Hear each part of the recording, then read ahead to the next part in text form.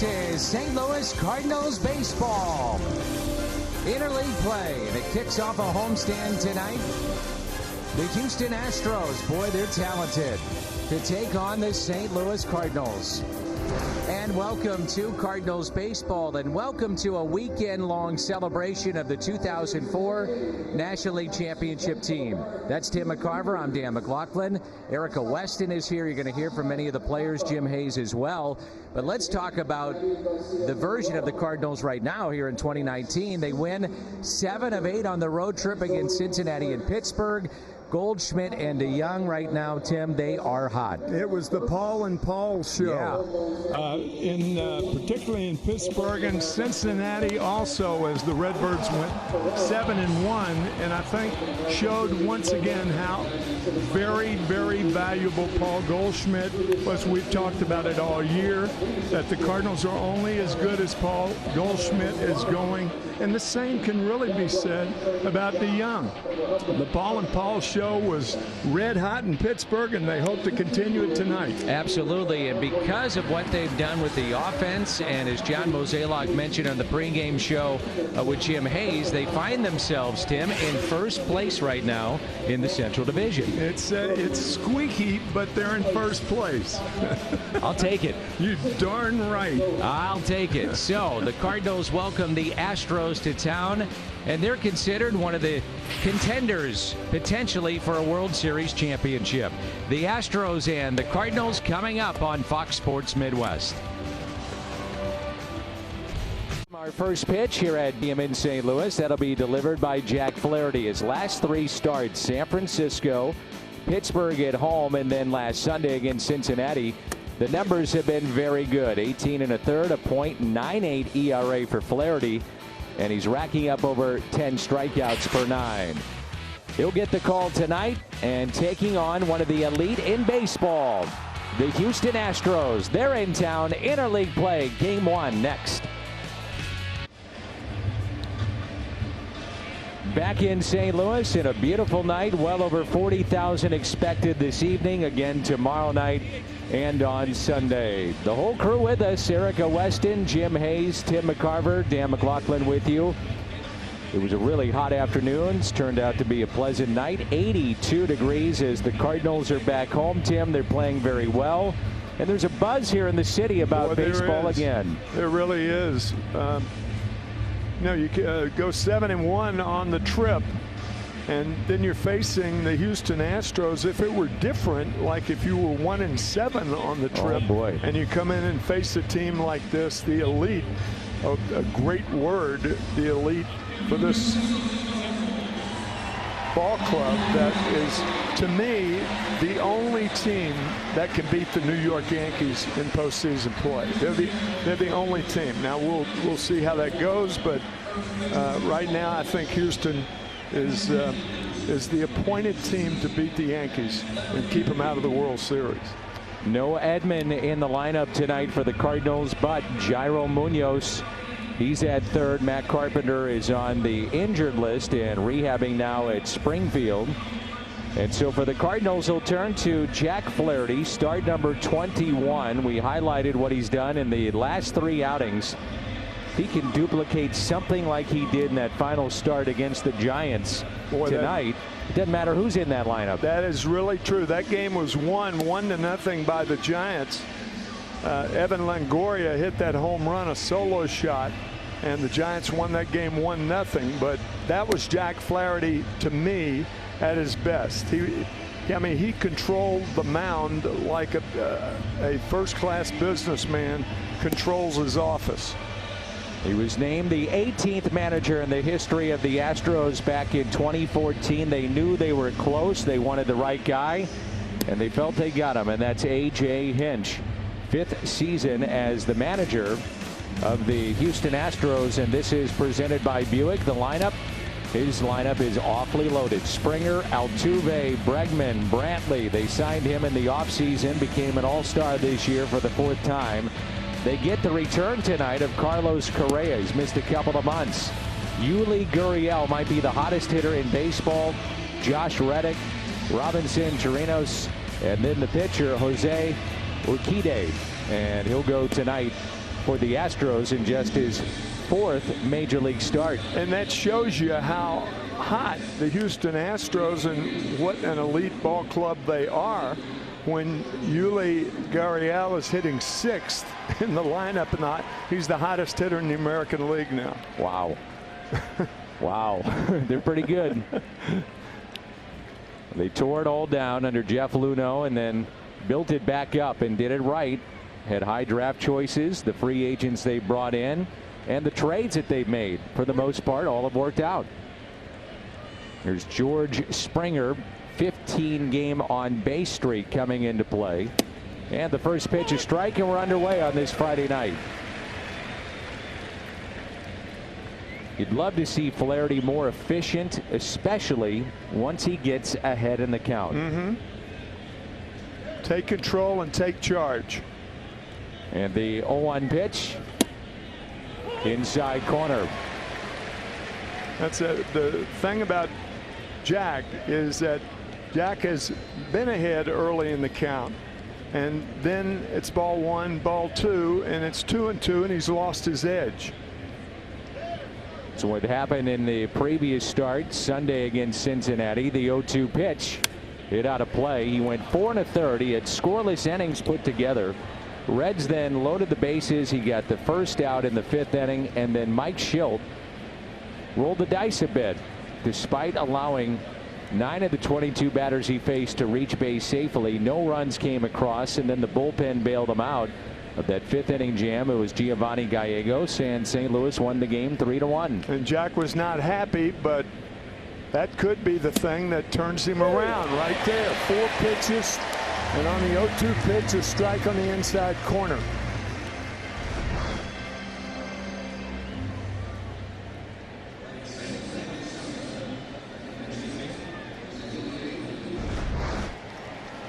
Mike Schilt and the Cardinals come in playing their best baseball of the year. 8 games above 500 for the first time since May 3rd. The season high mark was 10 games above 500 for Schilt and the Cardinals. Jose Altuve, last 11 games batting .429 with 9 extra base hits. Back to Flaherty, 2 away. Cardinals defense, O'Neill in left, Fowler in center, and Martinez in right. Around the horn, presented by Dobbs Tire and Auto Centers. Munoz at 3rd, then Paul DeJong, 1st in fielding percentage and double plays turned by National League shortstops. It's that guy right there, Paul DeJong. Wong at 2nd, Goldschmidt at 1st, Matt Wieters again behind the plate. And with 2 outs, it's Alex Bregman. He's 2nd in the American League in walks. He's got 78, and he's hit 26 home runs. Up and in for ball 1. Great player from LSU, a Bayou Bengal, and a great program that he comes from.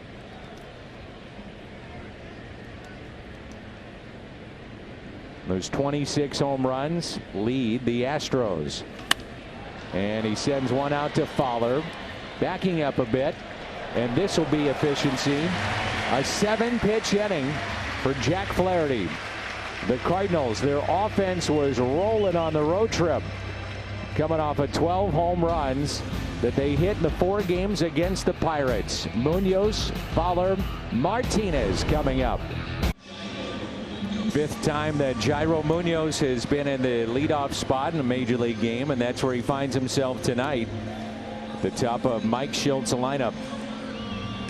Cardinals have won 5 in a row, so a lot of that is due to the fact that Munoz has been playing. Edman, Matt Wieters has stepped it up. Our Buick lineup: Munoz, Fowler, Martinez, Goldschmidt, red hot. Then DeJong, also hot. O'Neill, Wong, Wieters, and Flaherty. Jose Urquidy, 4th major league start, and the first pitch is hit out of play. Not too often that a young guy who's only 23 years old comes to the major leagues and pitches with his #1 pitch, the changeup. Talking to Brent Strom, the Houston pitching coach, and he accentuated it. And the expression that he had was that this guy, you know, this was the expression, not his words, but this guy's got the best changeup I've ever seen. That was what I took from his facial expression. He said it's dynamite. Correa retires Jairo Munoz. Let's turn to Tim McCarver's Toyota Key to the Game. Compete with the elite, and they are the elite. The Houston Astros, the elite in the American League, as we said, against the New York Yankees. If they're pitted against the Yankees, they're the one team that can handle the Yankees the most, I think. Lineup: Verlander, Cole. Pitching. Verlander, Cole going tomorrow night against the Cardinals. It's ball one to Dexter Fowler at his first career regular season home run at PNC Park yesterday. His 11th of the year, and he's driven in 36 and batting .247. 1 ball and 1 strike. Danny, we've seen a lot of shifts, and the Astros shift, by the way, more than any other major league team.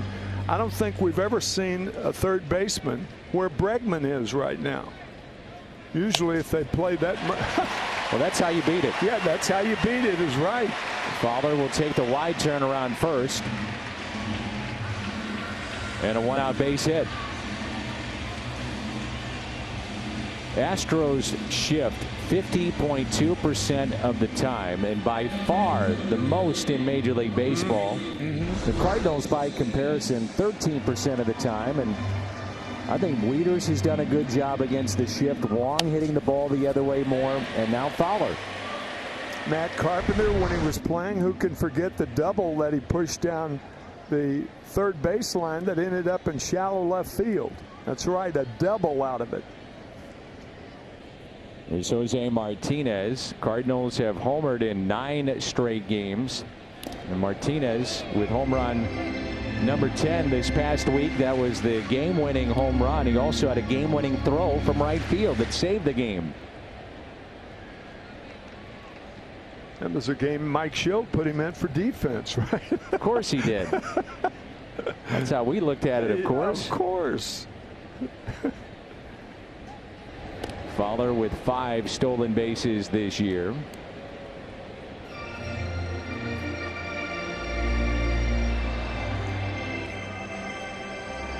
Well, if you get the count in your favor, it's not a bad guy to hit and run against. And the reason is he's not a hard thrower. So he's not going to throw a lot of pop-ups. He's going to throw mostly ground balls with that changeup, his best pitch. His fastball is in the low, sometimes mid-90s. He's not a hard thrower, but the changeup is exceptional. This starter has not allowed a stolen base yet here in the big leagues when he's been on the mound. 13 innings. And he's also coming off his first big league win. That was Saturday. 1 run, 2 hits, 7 innings. And that was against the Texas Rangers. 1 ball, 1 strike on Jose Martinez.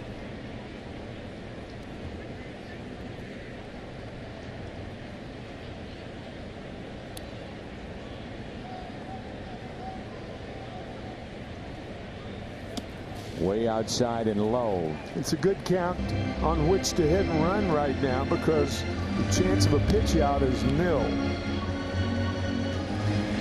Urquidy was put into this rotation to replace Brad Peacock, who's dealing with shoulder discomfort.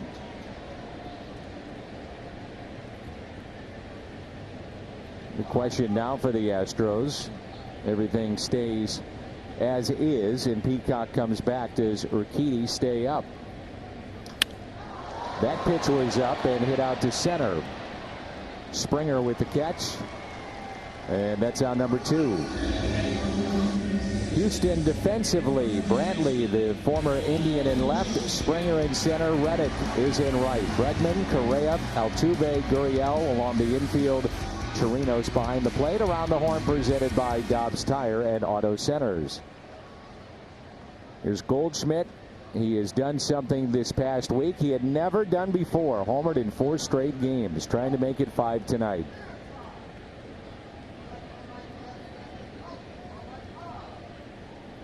If you're wondering, the last Cardinal to homer in 5 straight was Matt Carpenter. Did that a year ago.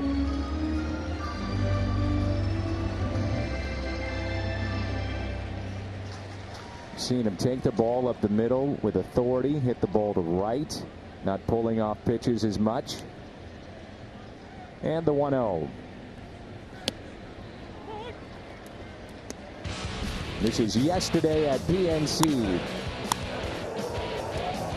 What a difference this man makes in the lineup. Yeah, Danny, you were telling me about a half hour ago, it wasn't necessarily the home runs that impressed you with Goldschmidt. It was his other at-bats. Yep.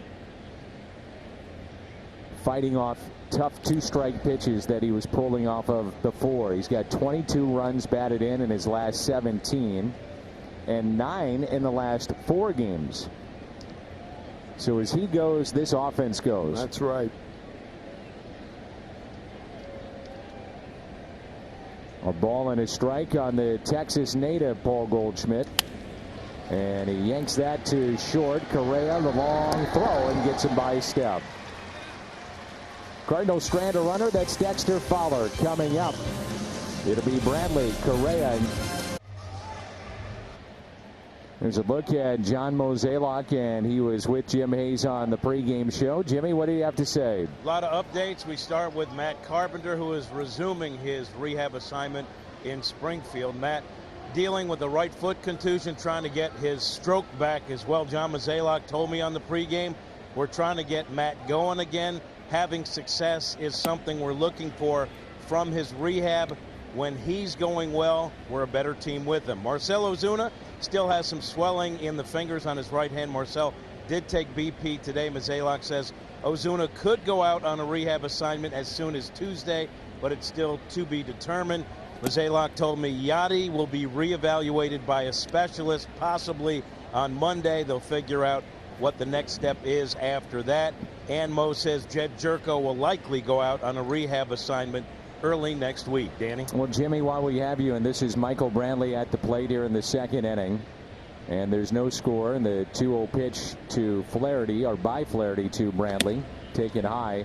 Did you address at all the trade deadline and how this recent run maybe changes what they're doing in the front office? He says it has, and he said they are focusing on the things we think can make a difference for this ball club.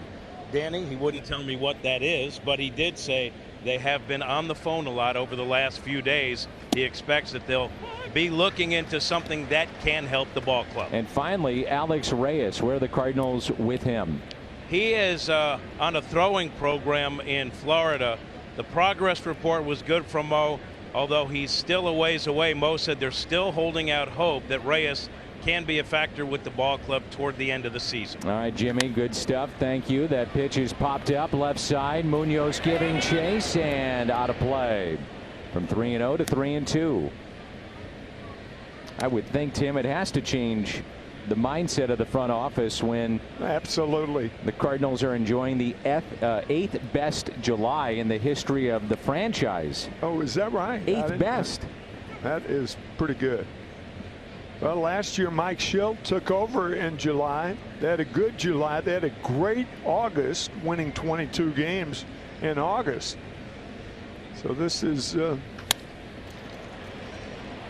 that's a foul ball down the right field line.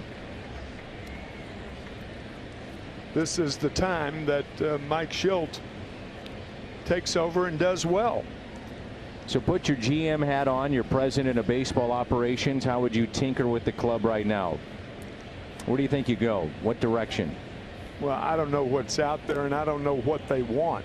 So the conversation, I would imagine, would be somewhat secretive as far as Mo is concerned. You don't know. It's hard to comment on things like that, obviously. Good curveball right there by Flaherty. So from 3-0 to the 2nd strikeout. Good curveball after all those fastballs to get Brantley. Do you know what I mean, Dan? I mean, if you got to know what you're dealing with. If you if you ask a question like that and you're asking someone what they're going to do to improve the ball club, you got to know what you got to get rid of or what the asking price is. Mm-hmm. There's Carlos Correa. So he is back after fracturing a rib. Last time they saw him in their lineup was May 26th. And even without Correa, they won 31 of 50 games. He missed 2 months. Yep. For crying out loud. They DFA'd Tony Kemp to make room for Correa. I would think starting pitching has to be point number one if you're the Cardinals. I know other teams are looking at it, but a difference maker, and they do have prospects that are highly thought of. It's just a matter of not they want to deal them. Well, the one guy whose name has been bandied about, along with a few others, Noah Syndergaard. Of the Mets, Thor would work well in St. Louis, but again, what do you have to give up to get him? He's not DeGrom, you know. He's pretty good, but he's not DeGrom. He's not DeGrom. Not many are. 2-2 the count. Gurriel on deck. Flaherty had a 7-pitch first inning and then 7 pitches alone to Brantley. Now 2-2 on Correa.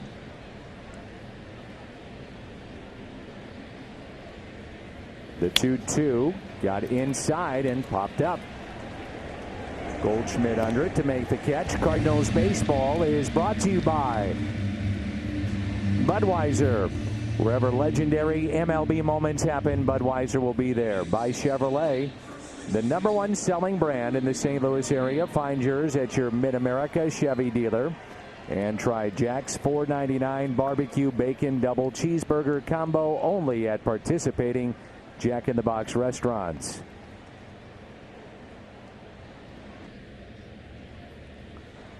So 2 outs, and here is Gurriel. 15 home runs in the last 25 games. He is the son of the former manager and player of the international team down in Cuba. 35 years old. He can flat out hit. Yes, he can. In July, 12 home runs, most in baseball. And he rips that into the gap in right center. That'll go all the way to the wall, and Gurriel to second base standing up. And the first hit for the Astros against Jack Flaherty. That's his 32nd hit in the month of July. Loves that ball out over the plate. This ball, Jack got up a little bit, a fastball. It was out over the plate. And that's his slot. Gurriel to right center field. The one impressive thing about Flaherty, in 2 of the outs that he's gotten so far, he's faced 6 Astro hitters, but he got the inside fastball to George Springer and the inside fastball to Carlos Correa. And if you start getting that 2-strike pitch on the inside corner, then you've got something, and Flaherty will find that out eventually. It's a career best 14-game hitting streak for Yuri Gurriel, and now it brings in Reddick. And the Cardinals, at least DeYoung, positioned up the middle. And the reason why, 39% of the balls that Reddick puts in play are up the middle. 39%. That's way outside, and it's 2 balls and no strikes. 2 outs, first base open. I would think Flaherty would be, particularly since he's behind 2-0. Be a little careful with Reddick right here. Chirinos on deck. And the 2-ball, no strike pitch by Flaherty. It's sharply to Colton Wong. Astros strand a runner. And we're midway through 2. Coming up, DeYoung, O'Neill, and Wong scoreless early on. These 2 teams use up all the time in the Central Division, and now it's interleague play. Reminder, you can take us wherever you go. Download the app Fox Sports Go and see Cardinals baseball. Paul DeJong went 6 for 15 in the series against the Pirates, and 3 of those 6 hits were home runs in one game. Cardinals have had 2 do that this year. Goldschmidt did it against Milwaukee. And by the way, Mookie Betts has homered 3 times in the first 4 innings tonight against the Yankees. How about that? So that's 4 straight games, or 4 straight days, that Major League Baseball has seen 3 home runs by one hitter in a single game. And Mookie Betts with a chance for 4 and maybe 5. And that's the 15th time it's happened this year. And only 6 seasons in the history of the game has that happened. It's after the Red Sox scored 19 runs last night against the Yankees. Rick Porcello's getting a little run support along the way, isn't he? I would say, yeah. You can say the same about this right-hander. In his 3 starts, Astros have won all those games, and he's gotten 26 runs of support. Here's a 1-2 taken high, and it's 2 balls and 2 strikes.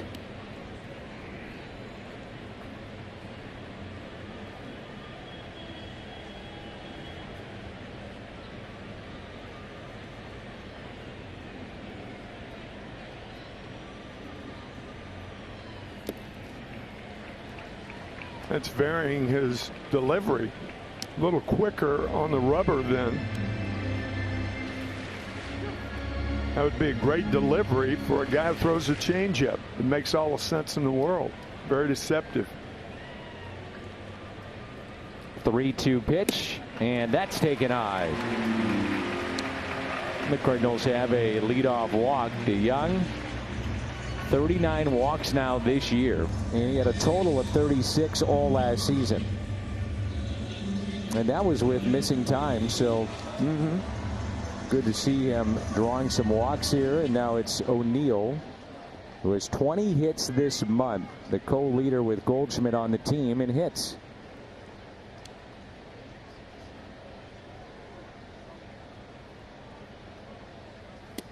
And a breaking pitch for a strike. Dan, it's often a hitter that walks more than his share of the time is a good hitter. Walks are indicative of how well you're hitting often, how well you're hitting often.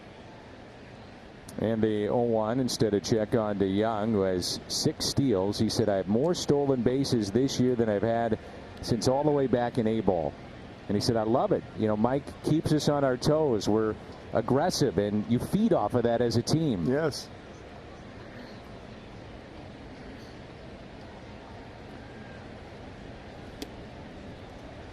A ball and a strike, and Colton Wong on deck.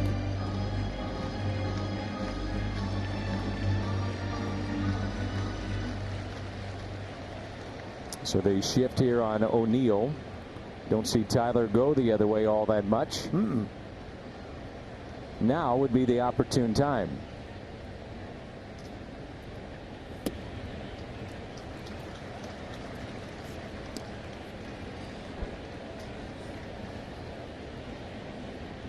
Two balls and a strike.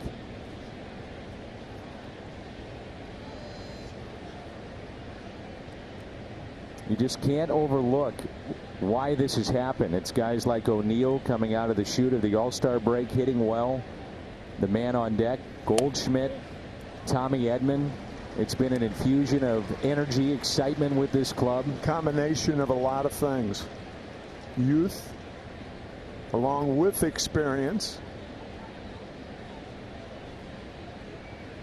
Colton Wong has had a terrific July. O'Neill has 5 home runs, 4 of those right here at Busch. And he hits it sharply to Correa, flip to Altuve, but not in time.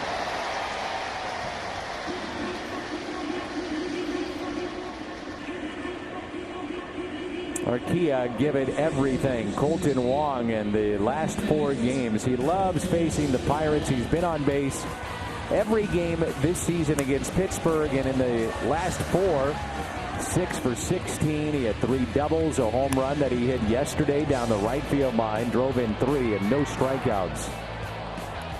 And you know, you always get that good defense from Colton Wong. Good defense by the Astros then with Correa, and then Altuve, who retreated to his right and then had to move back to his left to get the lead man for the Astros. That's the danger of the shift. It is. That's a real danger. Got to be really athletic to shift as much as they do, and they have some brilliantly athletic guys in the middle of the field. Altuve, the blood and guts of this team, and Correa also. Wong batting .352 here in July. That's tops on the team. His on base streak right now sits at 14, and if he can reach base tonight, it would match his career high. So during the last 14 games, the past 2 weeks, nearly a .400 average and a .463 on base percentage. Man. That will get your attention. That went behind him. It was behind him. It never touched him. What a play by the catcher, Robinson Chirinos. That was a changeup. Almost hit him in the tush. I read Wong's lips. He looked down or looked back at the dugout and said, "I tried," meaning I tried to get in. The reaction is to get out of the way, but then he nearly did. Here's a 1-1, and Wong yanks it foul down the right field line. I was just going to say that you got a right-hander out there throwing off-speed pitches, and Josh Reddick, the right fielder, was shifted into right center field. Now he's back toward the line a little bit, but now he goes back to center field. The meaning being that if you're going to throw a lot of changeups to a hitter, he's more apt to pull the ball, especially a guy like Wong. Here's a 1-2. Hits it in the air out to shallow right field. Correa called off by Reddick. Out number 2. There's so many twists and turns of a major league season, but Tim, you think about the home run that Matt Wieters hit, the 10th inning of the game in San Diego. The 40 and 41 at that time. The score tied 3-3. Wieters had not had a hit, much less a home run from the right side of the plate. And if they lose that game, they're swept by the Padres, and who knows where the season goes. They win that game in dramatic fashion. Martinez was sensational out of the pen, and since that time, they are 15-6. That is a key moment so far in this long major league season. I don't think there's any question about it. I mean, Matt Wieters has just been absolutely sensational with his timely hits, and all of them, it seems, have been big. Tie games, put the club ahead, and he yanks it right at the first baseman Gurriel, who was holding at first. We played 2, and there's no score.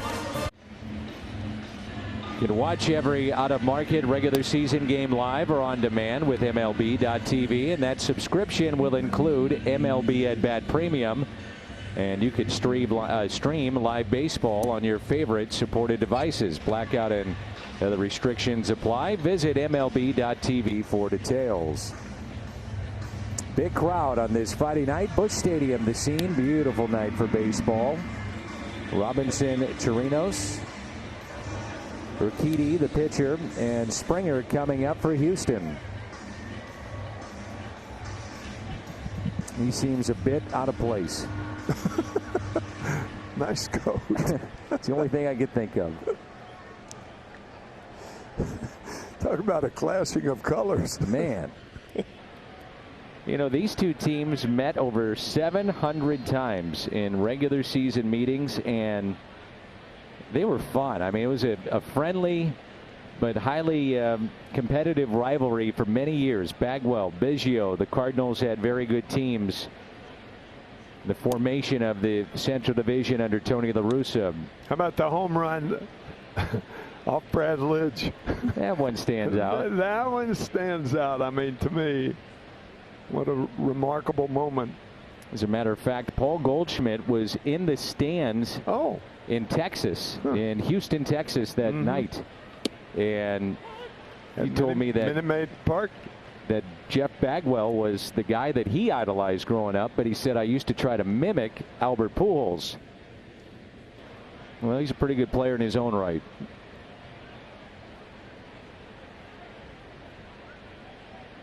Among catchers in the American League, Chirinos at the top of many offensive categories. Formerly with Tampa Bay 7 years ago, then 6 years with Texas. He's a good player. And at one point he was with the Chicago Cubs. You talk about sticking with it, that's what he did. He signed with the Cubs in the year 2000 and spent 8 years in their minor leagues before he moved to catcher. And then he was traded from the Cubs with Chris Archer and some others to the Rays in January of 2011. Got a shot. It's when he made his big league debut and hits that foul. And he also stuck through injuries because he missed the entire 2012 season dealing with a concussion. Member of the Rangers for a number of seasons and then signed a one-year deal to come to Houston last year and has stuck around. Lines it to third, and it's caught by Munoz for the out. Boy, there have been some rockets hit that have been caught on both sides. This is a breaking ball right in the middle of the plate, hit hard by Chirinos. Urquidy, the pitcher, no DH, National League Park, and A.J. Hinch indicated that Yordan Alvarez, who really is a remarkable story in his own right, will likely play just one game in the outfield. He's a left fielder in this series. He's hitting .320, 11 homers, 35 runs batted in 32 big league games. A total of 32, and he's put up those numbers. Born to hit, but you can't. They can't find a place for him. There's no defensive position that they're comfortable with, and they're afraid that he might let in more runs than he drives in. He dealt with some knee soreness, played the outfield in Cincinnati back in mid-June, and that's another concern too. A little bit high, and it's 3-0.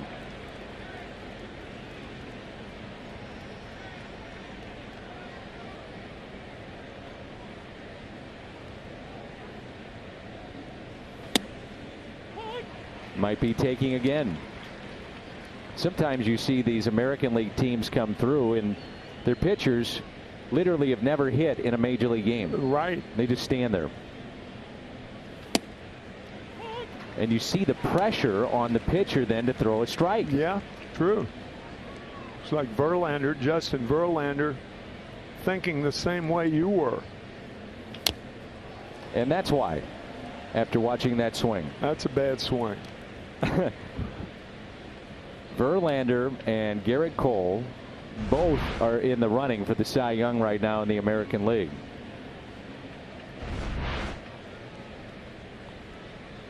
And he got him to swing and miss. So first time through the lineup, 3 strikeouts for Flaherty and 1 hit allowed. T-Mobile connection to the game. Twins, first team in the history of baseball with 9 games hitting 5 or more home runs. Troy Tulowitzki, the longtime Rocky, announced his retirement from the New York Yankees. And Stevie Wilkerson, position player, got a save, first to do so in Major League history. Clint Hurdle went to position players in the 7th inning the other night. Oh my gosh. That was against the Cardinals, and he said, look, our bullpen is beat up. We're getting walloped. I got a guy in Osuna who's a very good pinch hitter for him that actually had pitched before in the minor leagues, and he looked pretty good, Tim. He was hitting 93 on the gun, and he mixed in 2 other pitches. Oh, he did. we're watching. We said, now this guy, hold on here. He's done this before. And then we did a little digging afterwards, and he had done that in the minor leagues a little bit. Trying to trick you. And Jack Flaherty trying to trick George Springer coming inside. Got him out inside with that first time up. Fly to center. There's that slider just off the plate. The Twins, by the way, have homered again tonight. And they're the fastest team in the history of baseball to reach 200 home runs in a season. They've done it in 103 games. My gosh. Strikeout for Flaherty, number 4 tonight. And early on, Jack looks pretty sharp. He leads it off when we come back. Astros in town. It's interleague play, and let's check in with Erica. Dan, the importance of the Cardinals' 7-1 road trip can't be understated for several reasons, not just because of the momentum and confidence moving forward, but they open play an important 6-game homestand here, starting with an elite opponent in the Houston Astros. Jose Martinez told me before the game, this is going to be a good series because it's going to be a challenge for us. Keep the game close, keep up with a good team, and if we want to go to the playoffs, we have to play well against these good teams, so it'll be a good sample if we make the playoffs. Paul DeJong said, it's just another game, though, but we try to make it bigger than it is. It could slip away from us, so for us, got to take this game today, prepare like we always do, have that offense that's been firing like we have the last 2 weeks. Don't need to make it any bigger than it is, Dan. All right, 1 ball, 1 strike on Flaherty. The Astros come in 66-38 overall, 8-game lead in the American League West, and winners of 7 of 8.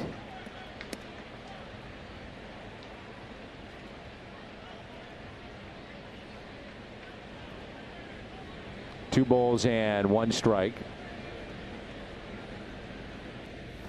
And now 2-2. This young right-hander had his rights purchased from a pro-Mexican team in March of 2015. Then he had Tommy John surgery the following year in 2016.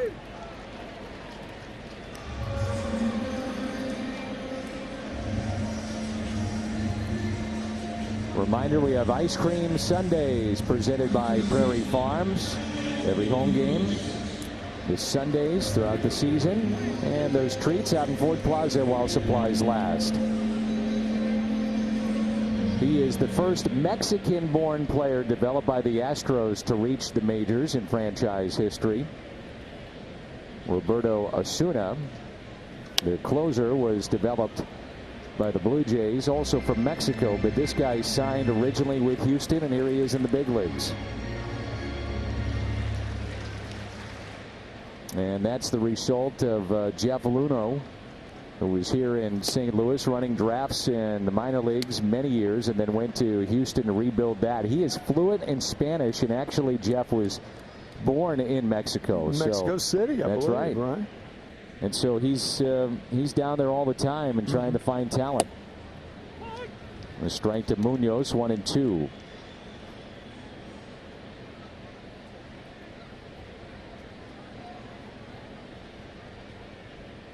Munoz grounded to short, first time up, pulls it left side, gloved by Bregman. And Bregman could play a little short as well. When Correa was out, they could shift him there. He's a good, talented player. Good strong arm on the left side of the infield. Can do a lot of things, and that's kind of the trademark of a lot of the Houston players. Very athletic defensively. To think of Mexican pitchers, Dan, I don't think any were better than Fernando Valenzuela. Yep. Fernando Mania. He was really something for the Dodgers back in 1981. I think Rookie of the Year. That was a year that there was a strike, a 52-day strike. But it was Fernando Mania in Los Angeles. It's Giovanni Gallegos there when we were in Monterey. It's thrilling for him. He's from Mexico, and to be there with family and friends and to play a major league game in Mexico, that's a big, big deal. Dexter Fowler has a base hit tonight as he beat the shift back in the first inning and then was left stranded.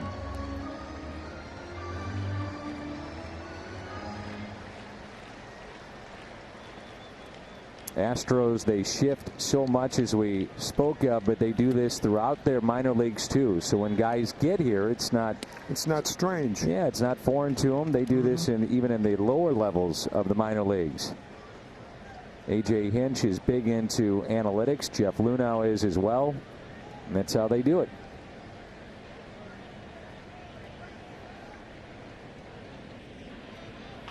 And the 3-1 on the ground, a changeup there, and Correa makes the play, and the Cardinals go in order, and that's 6 in a row after the walk to DeYoung, back to lead off the second. Section of the 04 NL Championship team all weekend long, and Jim Hayes has some members from that club. Jimmy, take it away. A lot of guys already here: Jason Marquis, Jeff Suppan, and Woody Williams. So I start with you, Soup, as you check your look on the television. How are you looking? I feel all right about it. Let me suck this in. These guys look great, though. What's it like being back and seeing these guys? Oh, it's exciting. You know, some of us do keep in touch a little bit, but for the guys that we don't, it's always nice to get together and not only celebrate something that we have fond memories of, but just catch up on the good old days and see where we're at present day. Woody, I remember you as the adult in the room. Did you feel that way, too, with the 04 team? I did, and I especially do right now. But, you know, I look back at the roster, and I think I had 2 or 3 years minimum on everyone. So, yeah, I'm definitely the grandpa. When you think back to that team, there's so much talent, and you guys get to the World Series, win the National League Championship. What sticks out about that run, Jeff? Well, I'll tell you what, the pitching staff actually does. I mean, that was a time that I think we had every starting pitcher had 31, at least 30 starts, which you don't see that often, and we were a strong unit. It's always great to play in front of great defense, a lot of gold gloves out there, but I think the rotation in particular was special. Is that as much talent on a team as you played with? Yeah, I mean, I've been on nine different organizations, but that team, that's a lot. That's a lot. So I think it was like 10 or 11. Yeah, who's counting at this point? But, you know, having guys like Albert and Scotty and Jimmy and adding Larry at the end of the year, and like Soup said, having 5 guys, 30-plus starts, double-digit wins. But one thing about the team, it's everybody pulled for each other. I think it made it more of a team-type atmosphere.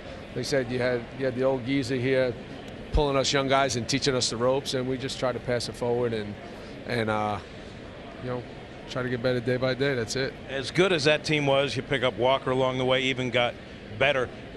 When you started that season, did you know that you guys had a talent-laden team that was destined for good things?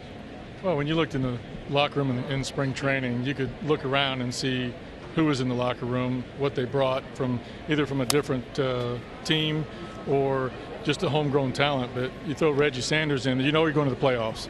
That's all he did is make playoffs. But when we added Larry, basically our job was just to keep the ball in the ballpark. You know, the defense was phenomenal. The offense, the lineup, it's incredible. You know, and Yachty's rookie year, poor guy didn't even get a chance to play because Mike was a stalwart back there. No question about it. So you guys are back. A ton of guys on the first night, and the celebration really starts tomorrow with introductions on the field. But just getting back together with these guys, Soup, what's it like for you? Just seeing you just makes everything right. That's true. I mean, it's a special moment for us. Just the goatee is looking fantastic. Still good. Right? You have to use a lot of ands, us, and your nose because people like that. And I wanted to ask more about the team. So just seeing these guys, I know probably seeing Soup isn't all that great, but Julian Tavares is here, Walt Jocketty's here, Matt Morris, right? It's got to be a great feeling. Yeah, a lot of guys you fall out of touch with. I'm not a big social media guy, so I really don't know where guys are at this point in their life. But it's nice to see these guys again. We battled together. Now we get to see where we're at this point in our lives, see each other's kids, and interact, and hopefully we could build on our relationship and keep in touch from here going forward. Gentlemen, thanks. Now, Jeff, you were the unknown DJ, so you have media training. I'd like you to send it back to Danny, who's anxiously waiting to do play-by-play. Look in the camera and send it back to Danny, please. Danny, back to you. Well done. Nice work by Soup. Good work. Soup is right. Had the chance to visit with Jeff Suppan about an hour ago, and He said he was the minor league pitching coach at A-ball for 4 years with the Royals.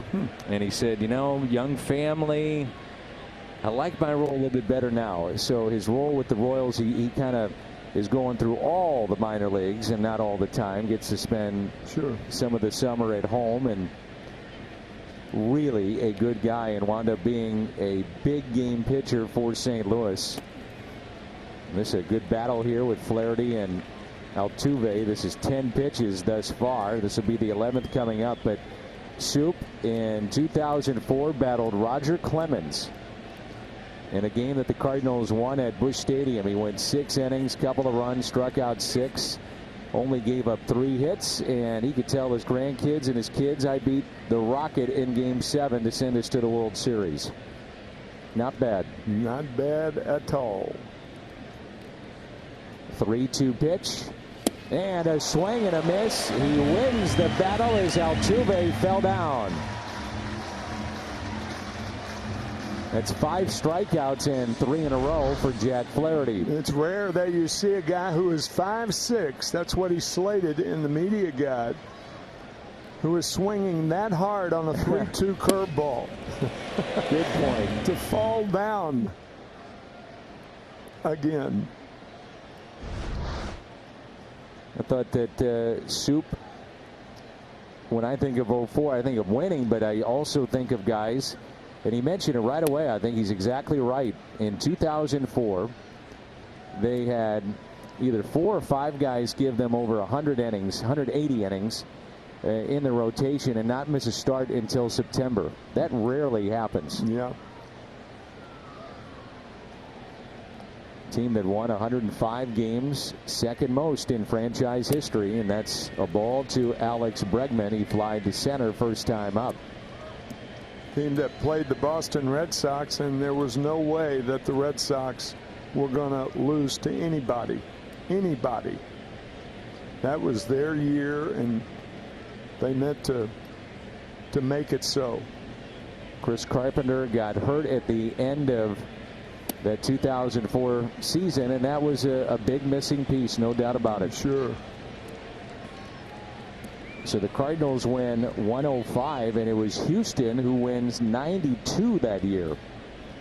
They finished second, right? Second, and the 2 teams met in the NLCS. Cardinals won the first 2, then Houston at home won the next 3. And Carlos Beltran was the best player on the planet. And I mean, there was nobody that could get him out. He was unbelievable in that series against St. Louis. And the Cardinals came home Game 6. Edmonds in extra innings, the walk-off homer, and then Edmonds Game 7 had the game-saving catch in left center, and the rest is history. There's Michael Brantley following the walk to Bregman. First walk by Flaherty.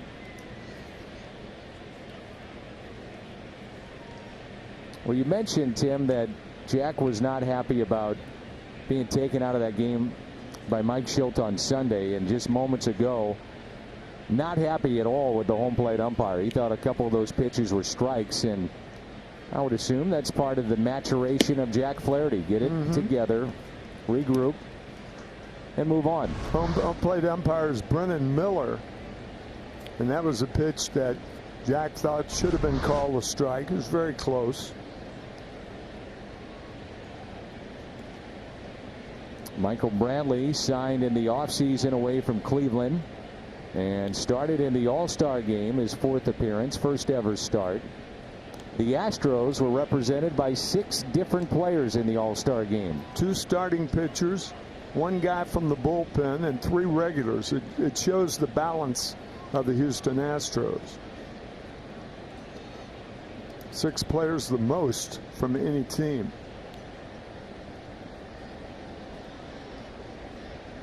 Here's a 1-0 pitch, and he hits it a ton out to deep right, and it's 2-0 Houston. Michael Brantley with home run number 16, and he drives in 56 and 57. 1 swing of the bat, 2-0 Stros. That looked like a changeup. Jack Flaherty, I think, just got it up. Brantley, a good off-speed hitter, just cranked that one out of here to put the Astros in front. High change.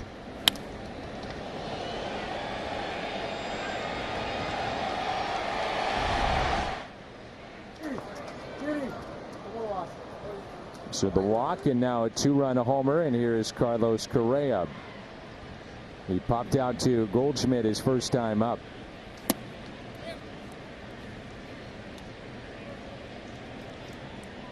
Good player, Michael Brantley.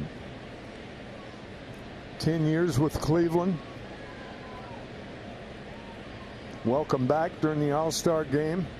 Not welcome to St. Louis here with that home run. No, sir.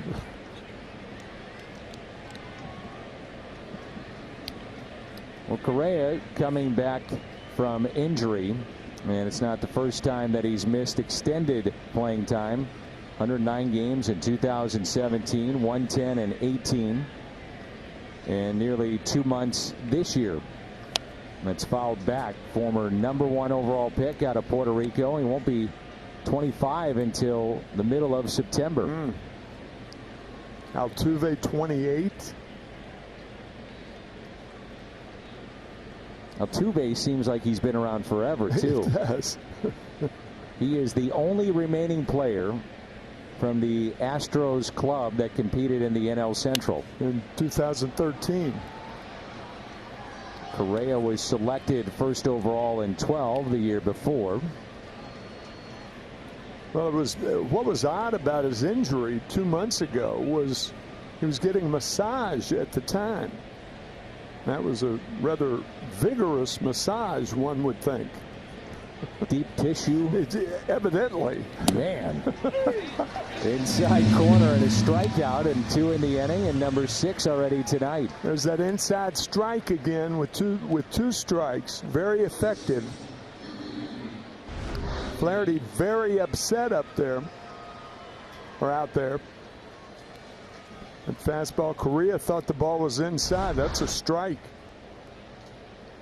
And it brings in Yuli Gurriel, the 35-year-old from Cuba.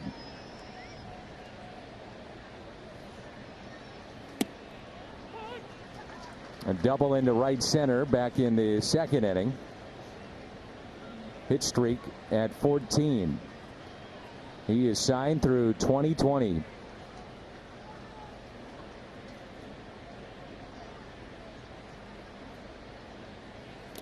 Nickname is La Pina. Stands for pineapple. And just a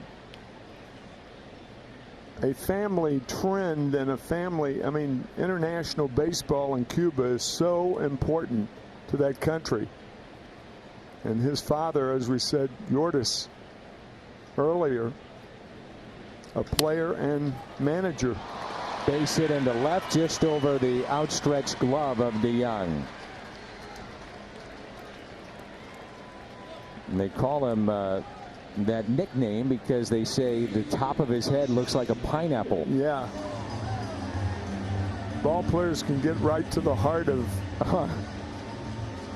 something that is bad as far as your body is concerned. Man, you better have thick skin in this game. Oh my gosh.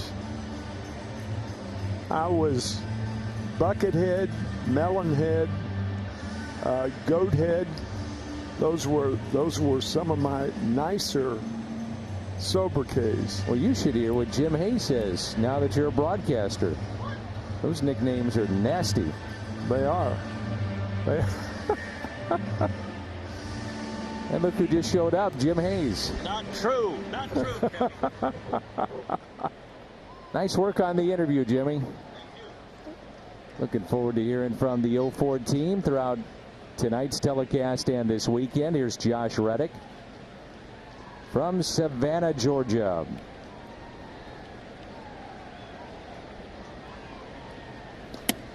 You may recall he made his debut as a member of the Red Sox in 2009. Then signed with the Astros as a free agent. He's played for the Red Sox, the Stros, the A's, and the Dodgers.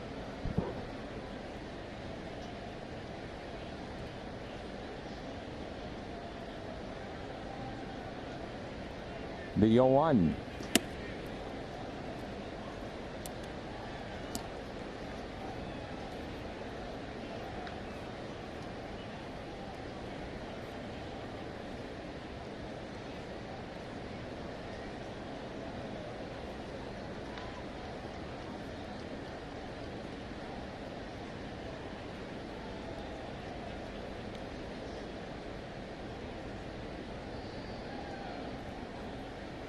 And Reddick does not pull the trigger on that slider. You notice that Flaherty has slowed down his pace. Everything was rapid up to this inning. Then the 2-run home run, the walk, base hit by Gurriel. This will be the 29th pitch coming up. And the 2-1 with a runner at first base. That's Gurriel. Now 2-2. Here's another example of a player that was cut in 7th and 8th grade from his baseball teams. Didn't make the team, and yet here he is in the big leagues. He's won a Gold Glove. He's won a World Series ring. You stay with it. So Larry Bowa, a guy who was a great shortstop, got 2,200 hits, was cut also in high school, and his father was the baseball coach. Well, we said it's a tough game, right? That's really tough. That is tough. I think his father's name was Paul. Well, Josh's dad had a injury to his hands when he was 24. His dad was 24, had an injury to his hands, so it was his mom that used to come out and throw BP when he was a kid growing up. So it's mom and dad helping out. That's a great story. Runner off with the pitch, and the 3-2 is hit out of play. Now Reddick is a huge fan of WWE, just like you, Tim. Wrestling. Triple H, his favorite pro wrestler. He uses Ric Flair's entrance song as his walk-up song to the plate in Houston. And that's where he met his wife, at a WWE event. Get out of here. Seriously. Really? Yeah. Really? Inside corner, and the strikeout. And that's 7 tonight for Flaherty. Reddick doesn't like it. The Astros get the 2-run homer by Brantley. Lewis, Brantley, the mesh back hat is back for you. That'll be Saturday, August 10th, presented by Shane Company, Cardinals.com/promotions. Jose Martinez, Paul Goldschmidt, Paul DeYoung, and Brantley with the home run, his 16th of the year, 2-0, Houston. Martinez fly to center field, first time up. Cardinals with 1 hit tonight, and a fastball in there for a strike.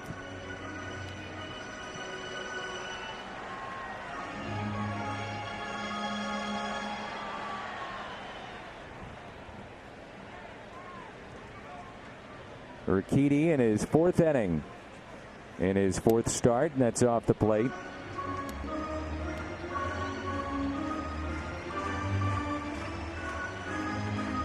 Last year, AAA Ron Rock of the Pacific Coast League. He had 8 starts. ERA just over 4 in that league, of course, known for great offense, the PCL. And he's made the most of his opportunities thus far. The Cards AAA team is the Memphis Redbirds.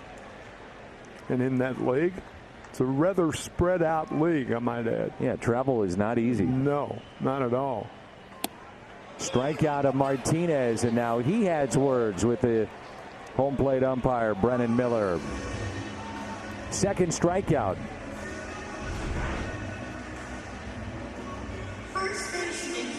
Looked like a slider right on the corner.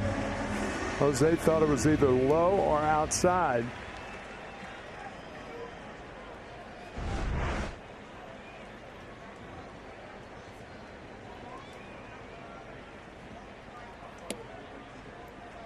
Been 5 strikeouts combined. Looking in this ball game, Flaherty already through 4 with 7.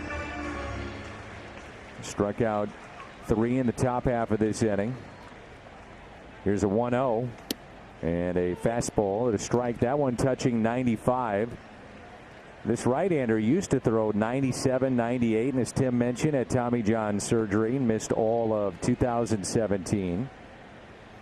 As Goldschmidt hits it down the right field line, but foul. And there's 2 strikes on the Cardinal first baseman. Hey, the Cardinals have had tough time with rookies this year. It's been an awful time. It's been a 1.82 earned run average, only 15 earned runs in 74 innings coming into the game. So add 4 to it. So it's 15 earned runs in 78 innings. Goldschmidt going to right, and there's a base hit. Reddick playing very deep.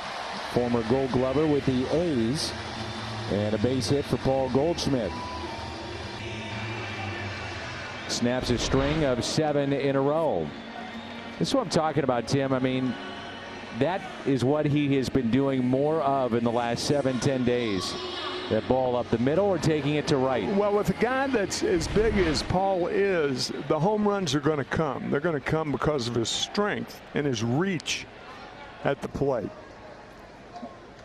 But on the good pitches, that last pitch was a good pitch. Outside slider. And he just went to right field with it. And Young pops it up on the first pitch. Correa calling for it. 2 away. And now a quick word from Great Southern Bank. There's my check in my account. Simple as that. Ooh, do me.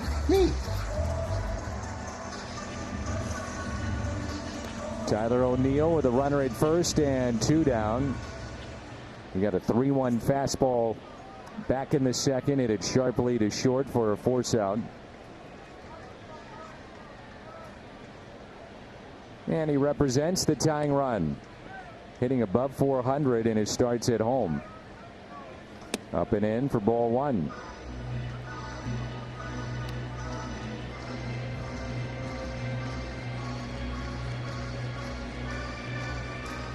Different feel to this ball game tonight. No question about it.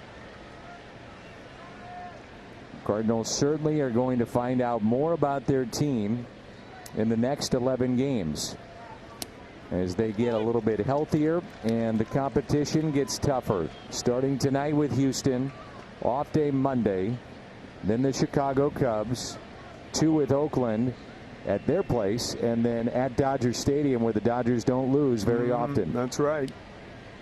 Those are including the Astros, the next 4 series.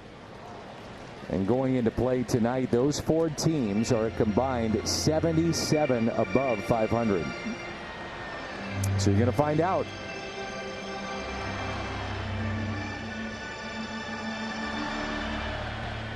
One and 2 the count with 2 outs and a runner at first.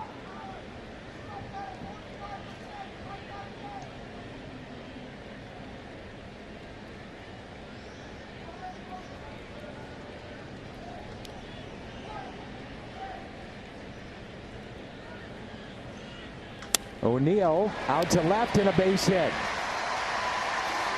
2 hits in the inning, 3 in the game for St. Louis. Extends it to Colton Wong with 2 outs. Yeah, I think Tyler broke his bat on that, and you'll exchange a broken bat for a hit any day in the world. There are plenty of bats available. Hit it right off the end of the bat. Could hear it right there. Yeah. Didn't have that crisp sound of the barrel. So runners at first and second, and now Colton Wong. He fly to right field his first time up.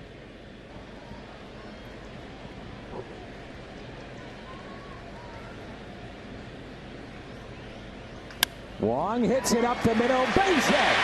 Goldschmidt will score. O'Neill to third. And a 2-out 4th inning rally here for St. Louis. Wong has now reached base in 15 straight to match his career high, and he's got the Cardinals on the board, and it's a 2-1 game. Looks like a breaking ball, and we have talked about it many times, that when Colton Wong is thinking left field, he can hit the ball up the middle and use the middle of the field in which to hit. And that's what he did then. Don't know whether he's thinking left, but that front shoulder, very, very important. And Goldschmidt scoring on the first run of the Cardinals tonight.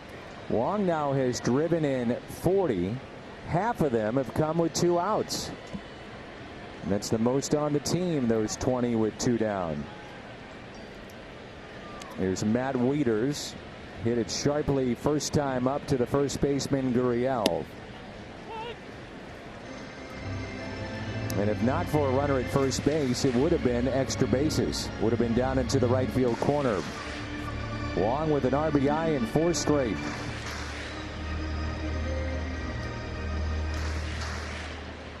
Telling you, Wieters has done a really nice job just poking the ball the left side. He really has.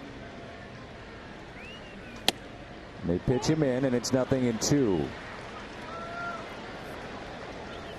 That's the thing about teams that use a lot of shifts. Sometimes you pitch to the shift. Even though Matt Wieters likes the ball inside, you're pitching to the guys where he can hit the ball into the shift. That's why you have 3 guys on the right side of the infield. And the third baseman, Bregman, holding O'Neill very closely as he yanks it foul.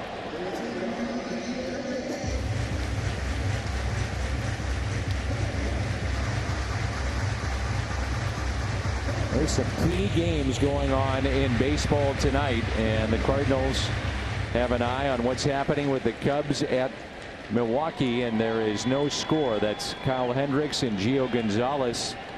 First time those teams have met since early May, and they've got 13 more meetings head to head.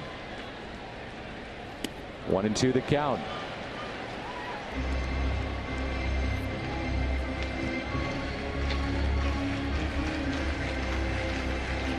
Wieters trying to get his first hit this year with 2 outs and a man in scoring position. 0 for 16.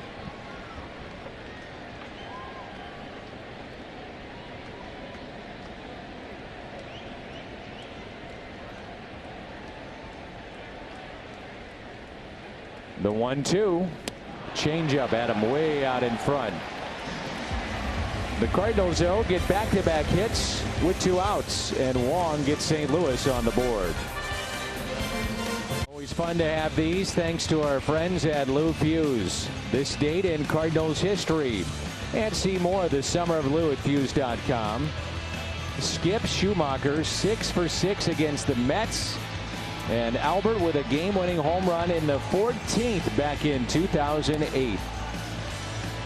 Skip wound up playing 11 major league seasons. 8 with the Cardinals, 2 with the Reds, 1 with the Dodgers.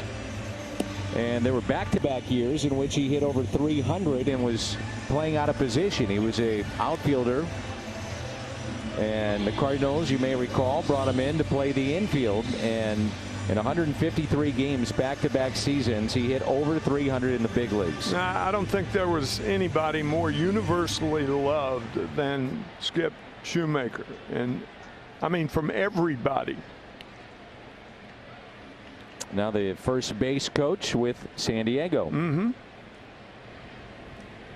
2-1 our score. Top of the 5th rolls in.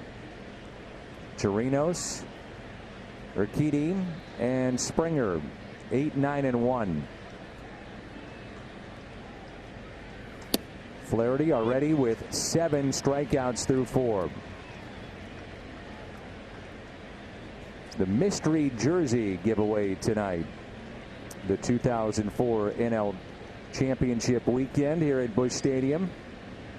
Mystery ring tomorrow. 0-2, and big crowds expected. This will be, from what I'm told, the lowest of the crowds for the entire weekend, and this place is packed tonight.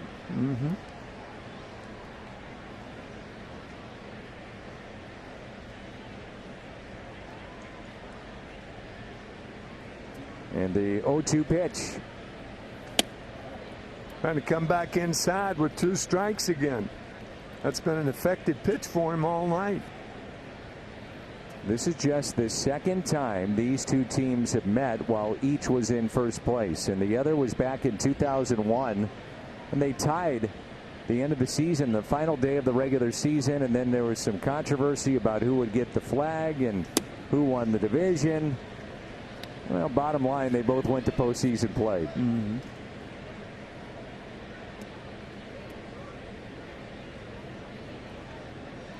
Two balls, two strikes.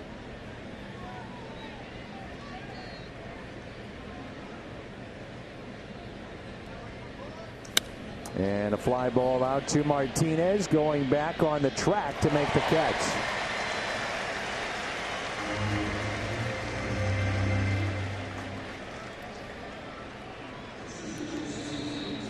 Urquidy now.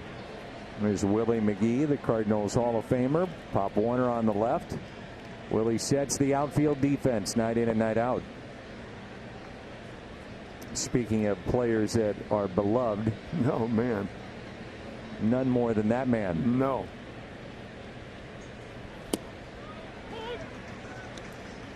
Came for Bob Sykes and changed the fortunes of his life and this franchise. 1982. I think it was June of '82, the June deadline. And then George Steinbrenner, if my understanding is right, called Mr. DeWitt and said, we didn't want to make that trade. And Bill said, it's too late. That's a little bit low, and Flaherty not happy. Willie was kind of, and this is putting it kindly, unorthodox in his approach to hitting at times. Might see him chase a pitch, and that's just low again. And knock it out of the park that was at his, at his feet. Mm-hmm. And it was Dave Ricketts that told those that wanted to change Willie, you better not even mess with that young man. Leave him alone. Let him do his thing. And if he does not have success with the way that he plays, we'll talk to him. But until he doesn't have success, get away from him. And he said, Willie told me that Dave Ricketts is the one that really changed his professional life. He said everybody was trying to change him. Second 3-2 count to a guy who just can't hit, period. Willie's trying to move Fowler in, and now he does. There's a fly ball into right. Martinez over and almost came up with it and winds up in the stands. It was in his glove and then popped out. And that's why Willie had Martinez playing so far in and right. Right. One of the few times where you see a coach responsible for the playing of it looked like a fan reached out onto the field. It's like, though, Tim, if you have that sidewall and just imagine a line going up, as long as the fan doesn't cross that imaginary line, yeah, right, he can go after the ball. That's right. Unfortunately. Yeah, the fan touched the ball before Martinez got there. Yep. Fouled back again. This has turned out now to be a 9-pitch at bat and a 7-pitch at bat by the pitcher his first time. Well, that's how you get a pitch count up and get a guy out. Yeah, that's true. 3-2. And there's the strikeout. And Flaherty is not happy right now with the home plate umpire at all. And that's strikeout number 8. Reminder that St. Louis Cardinals baseball is brought to you by Barnes Jewish Hospital and Washington University Physicians, national leaders in medicine, and by Ford, the official car and truck of the Cardinals. Well, you appreciate the fact that he's got 8 strikeouts. However, it's 87 pitches and counting, and he's not going to stay in this game very long. Mm-hmm. Scheduled to lead off the next inning. Good slider to George Springer. 0 for 2 with a pair of strikeouts.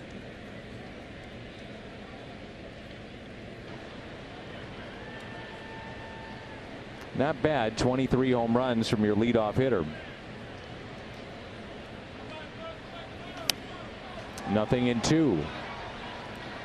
They've got a lefty, that's Webb, throwing in the Cardinal pen. And by the way, the Astros do not carry a left-hander in their bullpen. That's right. It's an all right-handed pen. 0-2 pitch. That's that inside fastball again. But he was getting that call earlier. He was. That's true. Springer struck out on that pitch earlier in the game. First time up. Here's a 1-2. Reaching for it. Ground ball to short. DeYoung. And Springer 0 for 3. We're midway through 5, and it's a 2-1. Courtesy of Budweiser, Eric Cole and Daniel Ponce de Leon tomorrow. Pre-game show at 5:30. And you'll see some of that ceremony as we honor the 0-4 team prior to the game. Garrett Cole 11-5, ERA of 3.03. Leads all of baseball in strikeouts.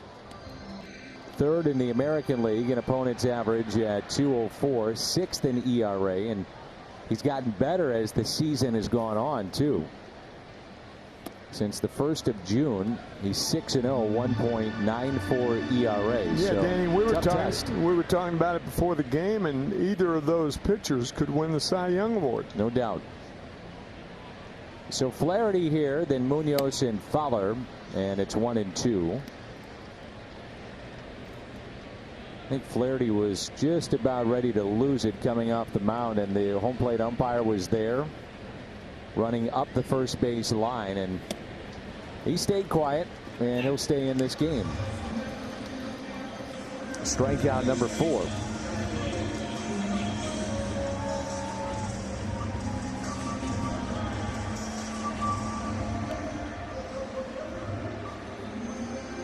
Think of all the guys in the lineup. Jairo Munoz is the one guy who could make solid contact against this guy. His style of hitting would lead one to believe that that would be the case. We'll see. Grounded out a couple of times his first 2 times up. What makes you say that? I don't know. Okay. Just his style of hitting. Tim diving into it, the analytical approach of this conversation. Do I have to have a reason for everything? I'll give you a reason. All right. 302 against off-speed pitching, his career average. How about that? Oh, okay. See, chops that foul. He's also been a good 2-strike hitter for the Cardinals this year. So I'm trying to help you out. He is one of the better 2-strike hitters in the National League, no question. Does not draw many walks, something that he's trying to improve upon in his game. Hits it down the right field line and out of play.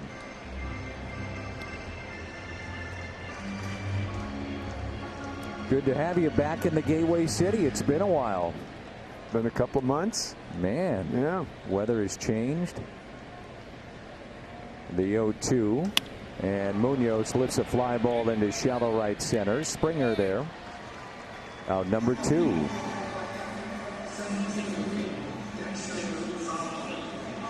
This is kind of a pitching lesson tonight. You notice how many inside fastballs that both pitchers have gotten guys out on tonight. A 2-strike fastball inside is the best time to jam a hitter. And that's something that young pitchers ought to keep in mind, because they grow up thinking that the breaking ball away is the way to get guys out with 2 strikes. But normally it's not. The time to jam a hitter is with 2 strikes, because the good hitters protect the plate with 2 strikes. Sure. 2 outs and nobody on. 0-1 pitch, and now 0-2. 13 of 20 first pitch strikes from this right-hander tonight.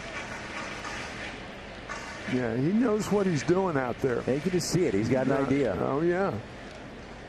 Some guys you watch and they're just letting it rip on the mound, and There's an 0-2. It's elevated. See if he'd chase. But everything with a purpose.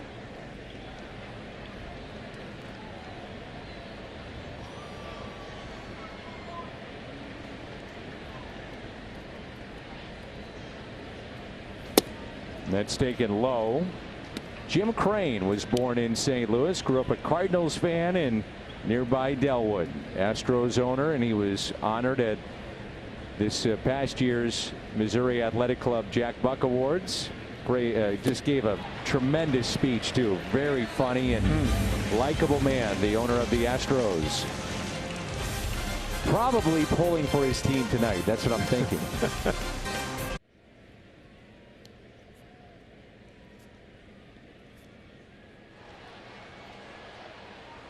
All right, thank you, Scotty. 91 pitches tonight for Flaherty.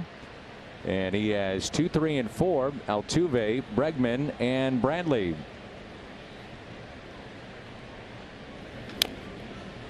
Altuve, last time up, 11 pitch at bat that resulted in a swing and a miss. He fell to the ground and a strikeout. As I mentioned before, he's the last player that was with Houston when they were in the Central Division. Then they moved to the American League. So we have seen him before. Played in 28 games against the Cardinals. His average against St. Louis in those 28 games, it was only .370. Man. He spreads it around, I'll tell you. Good point. He is a good player against everybody. MVP a couple of years ago when Houston won the World Championship in 2017. He's won batting titles, MVPs, World Series ring.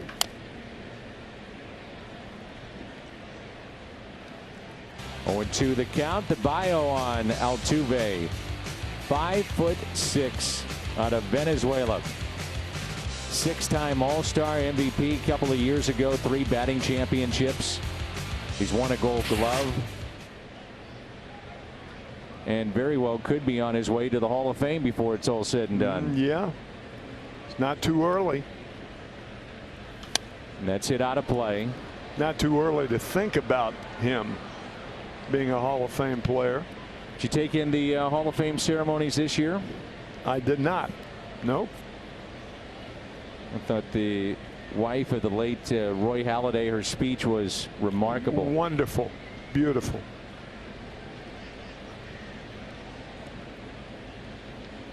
On target.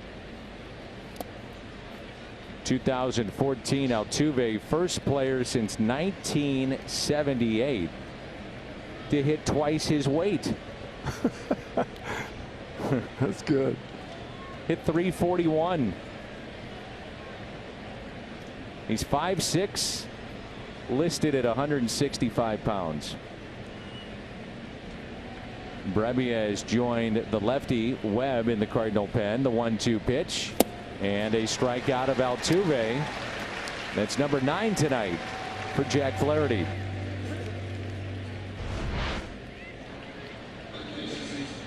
This is a game. I mean, you don't have to win all the time to learn something. And I think Jack Flaherty can learn a lot from a game like tonight. I mean, he's pitching against a very, very tough offense. Just thinking that, Tim. I mean, he struck out Springer twice, Altuve twice. He's gotten Brantley, Correa, Reddick. So 7 of the 9 have been really good. Yeah.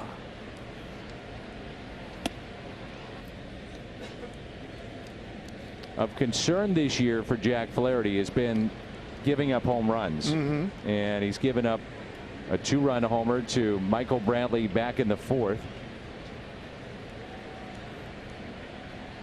It was the 21st home run allowed, and he gave up a total of 20 for the entire season a year ago. Yeah.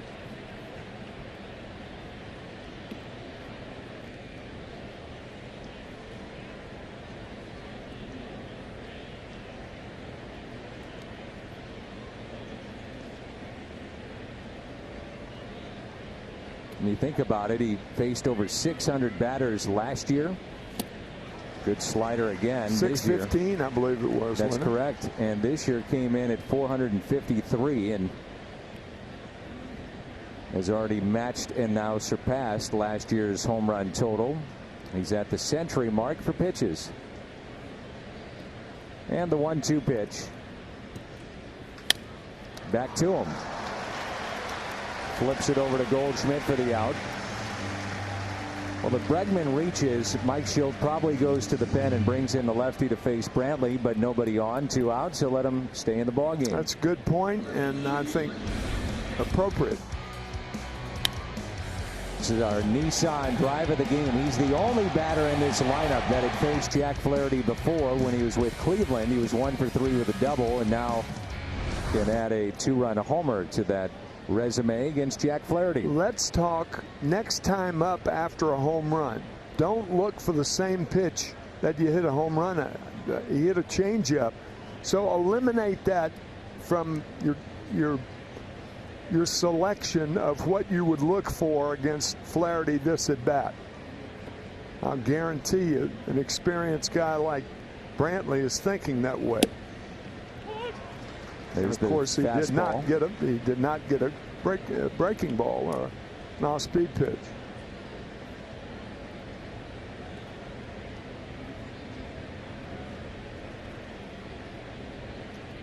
And the 0-1 to Brantley here. Another fastball. Along those lines, a guy hits a foul ball a long way. Say he pulls the ball down the right field line, left-handed hitter. Throw him the same pitch the next time. Just a thought as far as pitch selection is concerned, because that's the last thing he's looking for.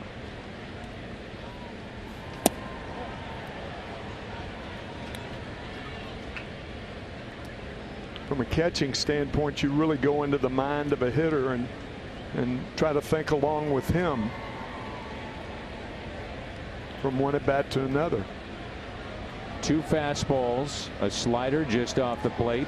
4th pitch of this at bat following the home run. Yanked foul. Another slider.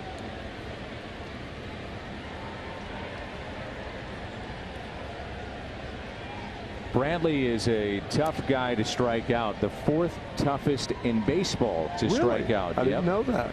Wow. He struck out back in the 2nd and the 2-run homer.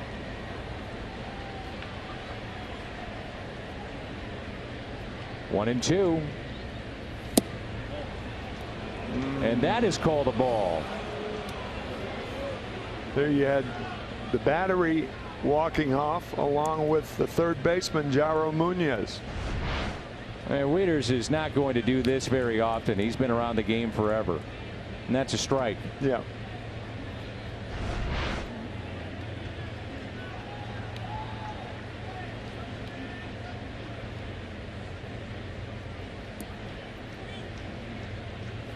Earlier in the game, home plate umpire was giving that corner on the inside corner to the pitcher against right-handed batters and some of the lower strikes.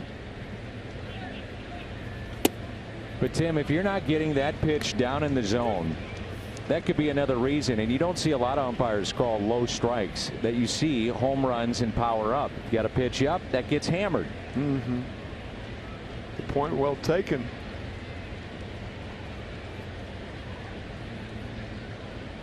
So the count runs full and a 3-2 pitch now and time called. I threw him a breaking ball here. One way or another, Flaherty probably is going to speak his mind potentially here with our home plate umpire. Walk, hit, strikeout. Could be his final pitch of the night. Hit sharply to Goldschmidt and Flaherty to the bag. He spun around right at the home plate umpire. He's saying, where is that pitch? It's 2-1. At a Cardinals tank top to your wardrobe on Friday, August 9th. That night, 30,000 fans, 16 and older, go home with a stadium exclusive tank top presented by Cooper Tires and Dobbs Tire and Auto Centers. Here's Jose Martinez. Ground ball up the middle. Spinning. Correa shows off the arm. And nice shows play. off the spin, too. That was a terrific play. The spin and the throw all with one motion. Watch.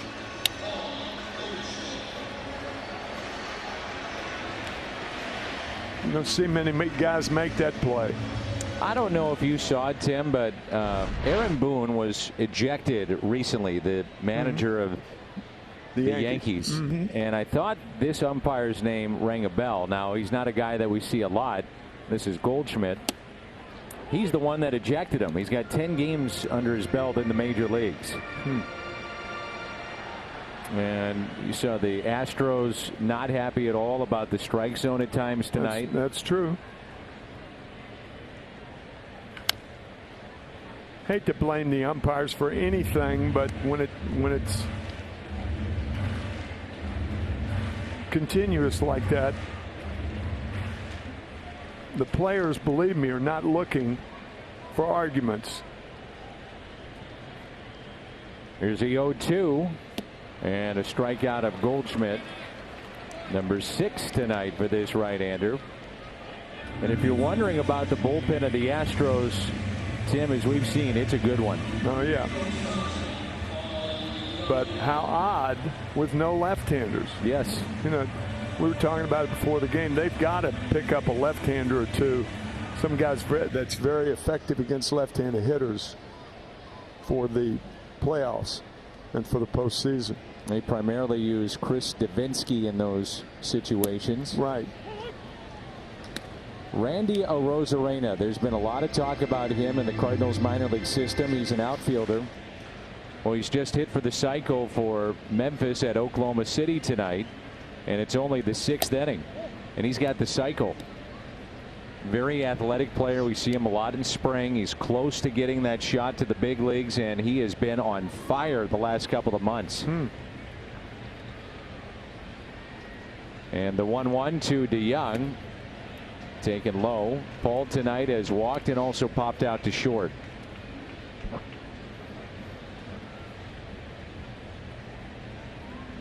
Phil Nichols, our cameraman, that roving camera, and he's at section 161 here at the ballpark. Not a bad view.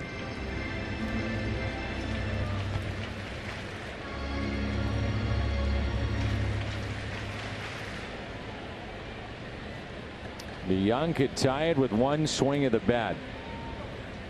9 extra base hits in his last 8. And he fouls that away. That's a good pitch. 94 in, couldn't get extended. That certainly is the case with many, if not all, hitters trying to get extension, but definitely a guy like Paul DeYoung. Well, that's what pitching's all about. Work a guy hard in, soft away. Up and in, and the second walk. Both have been to DeYoung. BJC Healthcare difference maker, the bottom of the 4th inning, and the Cardinals had 3 hits, 2 coming with 2 outs. Goldschmidt has scored the only run for the Cardinals. O'Neill snapped an 0 for 14, and Colton Wong on base. 15 straight games to match his career high. There's Brett Strom. If not for Tommy John, it would be Brett Strom surgery. Tommy John the first, and then Brett had it right after him. So it would have been Tommy like John. 75. Yeah. Or 75 or 76. There's Davinsky getting loose with Wong on deck, and O'Neill coming up. Acting, as you said, like a left-hander out in the bullpen. A guy who's effective perhaps more than any other right-hander out there against left-handed hitters. And Wong's on deck. That's why he's up.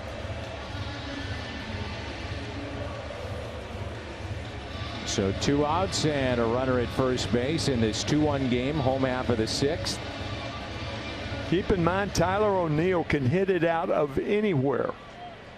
The old saying, baseball, right field, left field, Yosemite.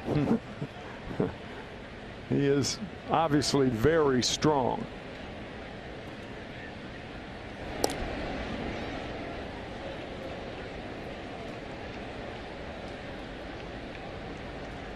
O'Neill on a 3-1 pitch, grounded into a fielder's choice, and the single to left. 1 for 2 tonight. Cardinals with 4 hits, the Astros with 3.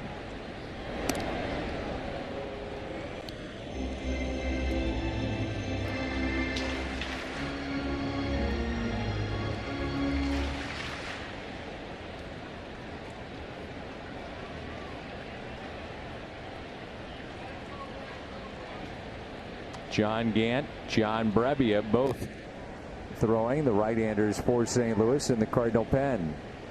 And O'Neill lines it to short. We head to the 7th. Good ball game. It's 2-1. John Brebbia, Chevy Cole to the pen. Appearance number 45, and those are starting to get high in those appearances. Mount up, huh? Yep, we're getting that point in the season.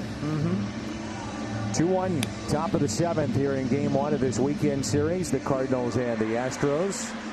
And we check in with Erica. Dan, as you know, the Cardinals bullpen carried a lot of the load during that road trip, having to pick up a lot of innings. However, they were very effective, particularly those towards the ends of the game. But Mike Schultz said before the game, it's just continuing to verify for them how great their bullpen can be. But a lot of the guys get a lot of different situations. Giovanni Gallegos got the 8th the other night, and then he got the 5th a few days before that. But Andrew Miller closed out a game, and he faced righties. So the reality is a lot of these innings are coming from their bullpen, which has created a lot of different opportunities. However, a lot of the guys have stepped up. To further the point, at this time of the year, you don't want to see your bullpen pitching this much. It can burn out, and that's certainly of concern for the Cardinals. I defy anybody to say something bad about Brebbia, Gant, and Giovanni Gallegos. Unbelievable throughout the year. It's popped up long, one away, and Correa retired. It brings in Gurriel. He has 2 of the 3 hits.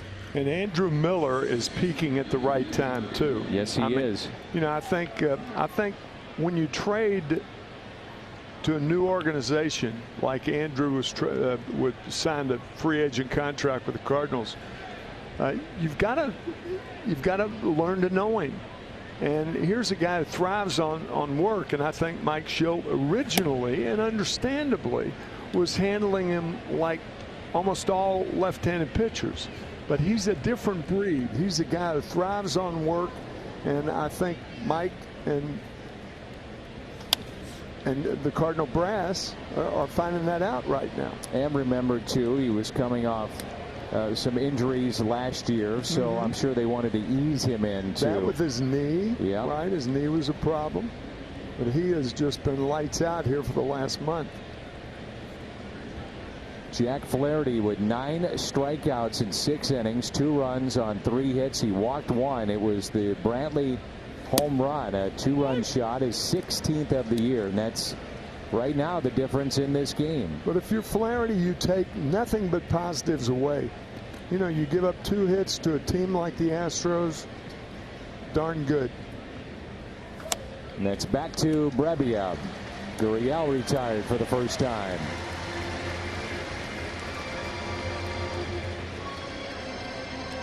Didn't mean to throw a Andy from Mayberry at you. Darn good. Well, I get it, man. It was darn good, buddy. And Flaherty still has not won a game since May 14th. So it's been a long stretch. Meanwhile, the starters of Houston 7-0 with a 1.58 ERA and winning 7 of their last 8. And that continues tonight with their starter. It's been very good.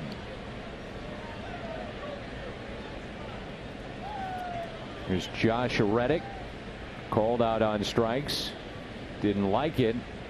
Had words with the home plate umpire. And he's also grounded out to second. So 0-2 the count. Will Harris is throwing in the Astros pen.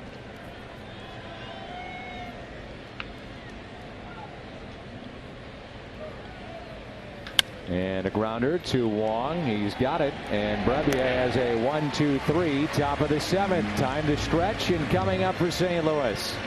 7, 8, and 9. And Colton Wong leads it off when we come back.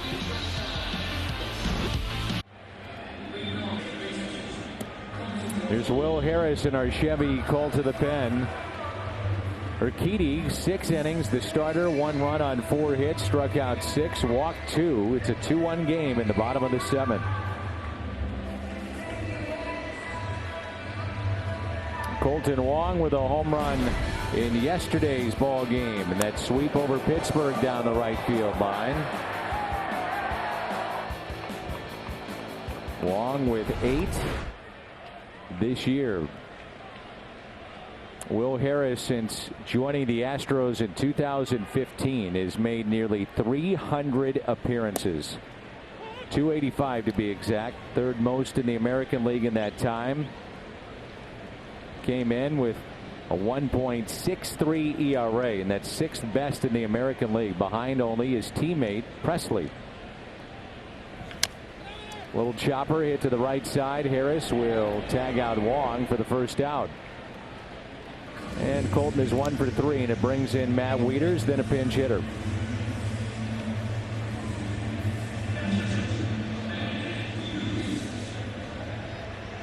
This is where they're tough. 7, 8, and 9. They get to the 7th. They've got guys that can get you out. Yeah, the very fact that they don't have a left-hander in the bullpen is tremendous confidence in the right-handers you do have.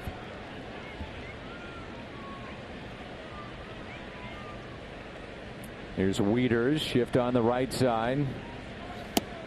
And strike 1.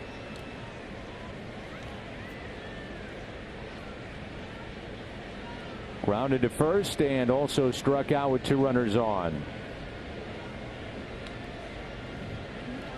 Harris, another one that they don't mind seeing against lefties.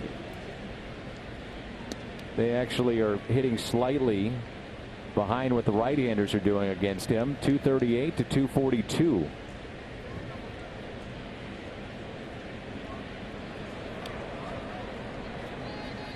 One ball, 1 strike.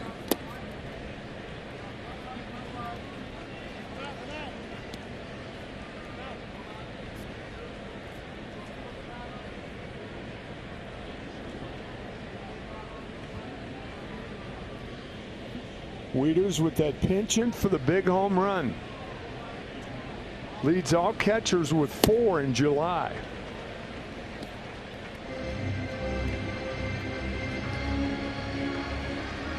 John Gant and Mike Myers throwing in the Cardinals pen. And Tommy Edman has moved to the on-deck circle. He could hit, stay in the game, and then make another adjustment with your lineup if you wanted to go that way. That's the thing too with Munoz, Edman. Those are versatile players. Right. And in the National League, you have to have that.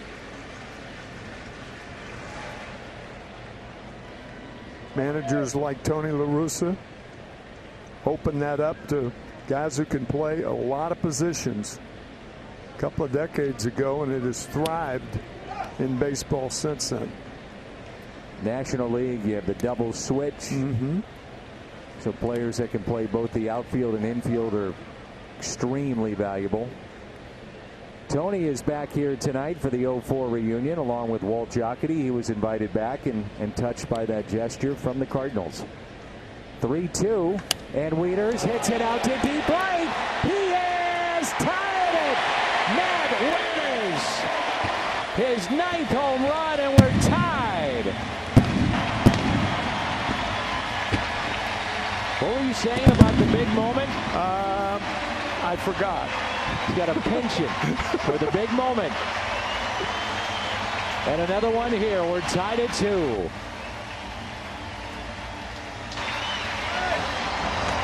That is, we talked about it earlier. Talk about sensational. This is just sensational.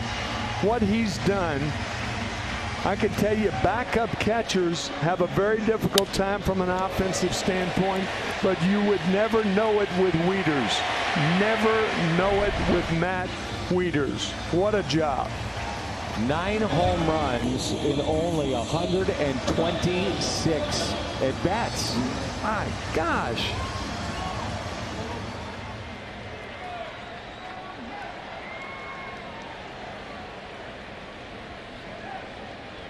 Here's Ravello. They'll pull back Edman. And Rangel Ravello will be the pinch hitter. The Gateway Honda home run inning.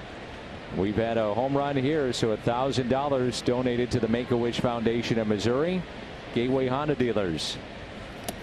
That was a fastball that Matt hit, and he turned around to perhaps to Robinson. Robinson said, "Robinson, I'll handle this one." I mean, that ball was scorched too. That was no cheapie. Of course, no home runs are cheapies.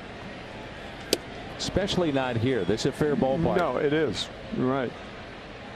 He has every reason to smile.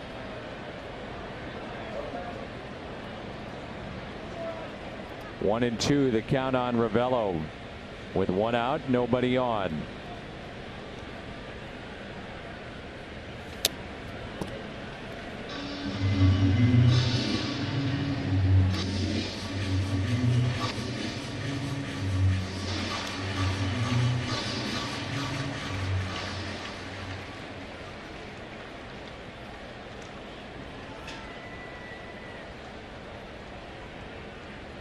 Just the 4th home run allowed by Harris this year in his 45th game. Crowd tonight 44,724. 44724.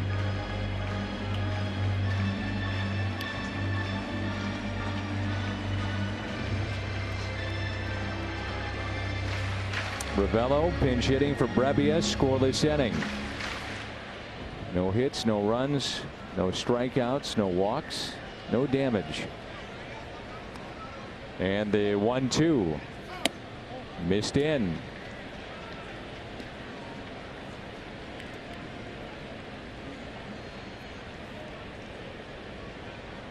Five home runs in the month of July for Matt Wieters, his most since hitting 5 in June of 2016.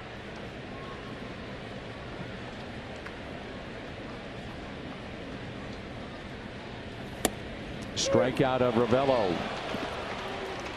And with that home run too, Flaherty off the hook. Tie game 2-2. 2 away, and it brings in Jairo Munoz.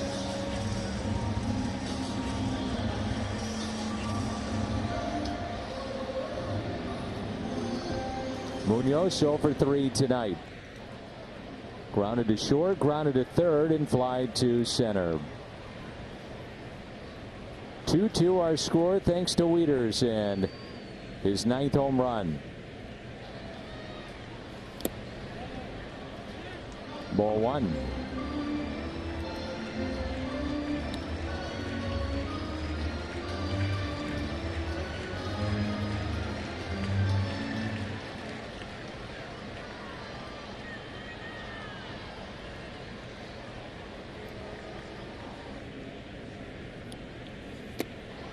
Houston, you know, we talked about all the shifts and everything. They're a team that do not play the third baseman or first baseman on the lines to prevent doubles in a tie game or a close game, either on the road or at home.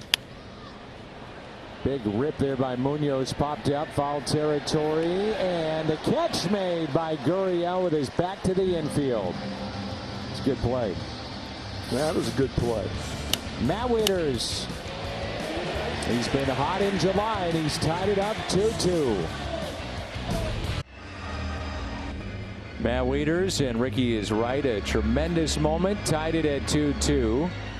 And now John Gant is into the ball game after a scoreless inning by Brebbia. 6 innings from Flaherty and 9 strikeouts. It's our Chevy called to the pen. What we said about John Brebbia can be said about John Gant. They have been superb with their jobs from day one this year. Brebbia had a scoreless inning yesterday. He threw 8 pitches. All were strikes. Excuse me, Gant. He's got 7 wins, and those 7 wins as a reliever through 102 games. Tied for 5th most in Cardinals history, and most since Pat Neshek and Kevin Segrist.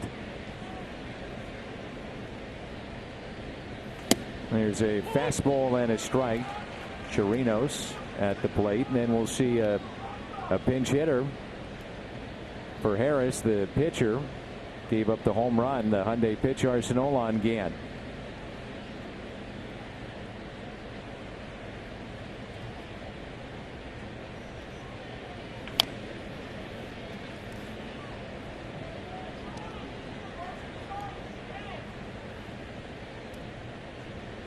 It's Yordan Alvarez, by the way, on deck. This is one of those games you're thankful there is no DH. Mm-hmm.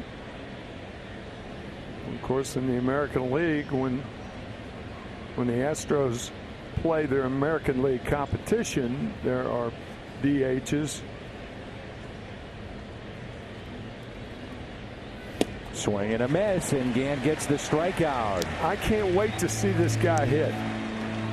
Have you ever seen him, Dan? Just on television a couple of times, and let's just say it's impressive. This guy has been something since they brought him up. Tremendous power everywhere.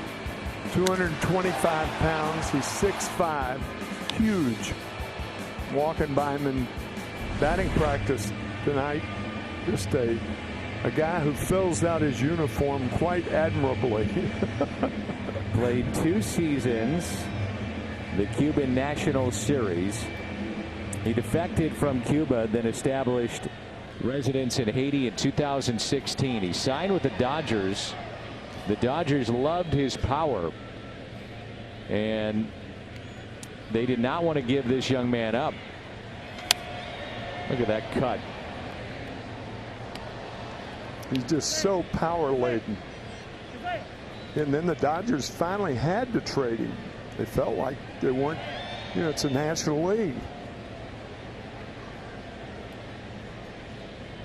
Here's the 0-1 pitch to Alvarez with a shift on the right side.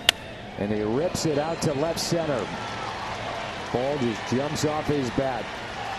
And he'll trot into second base with a 1-out double and the go-ahead run in scoring position.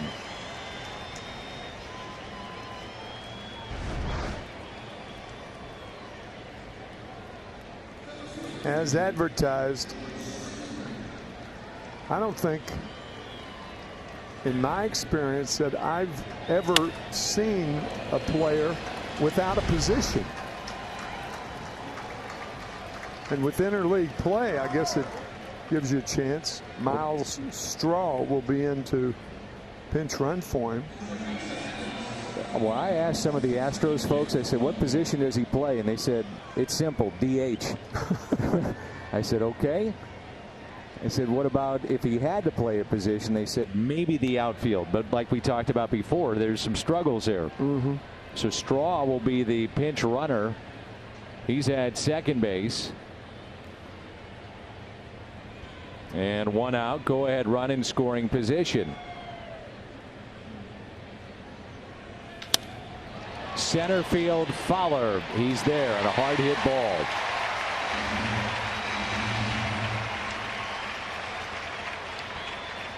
Our Ticket Fest is back, presented by McDonald's. Cardinals.com/McDonald's, and you can see the Cardinals and the Cubs for only $10. That ball Springer hit, you could hear the crowd inhale and then exhale. With a few moans involved in there because they thought it was going to drop, and it didn't. It actually was me, Tim. Oh, okay. I was one of the 44,000 that went, oh. I got you. So Straw in scoring position. This is Altuve, 0 for 3 tonight. Couple of strikeouts.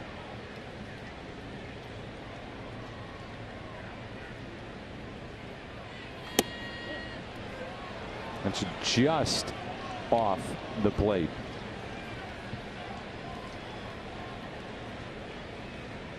Cardinals will have Fowler, Martinez, and Goldschmidt.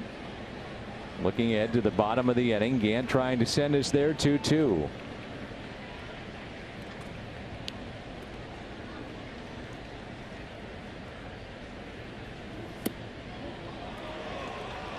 And that's just low.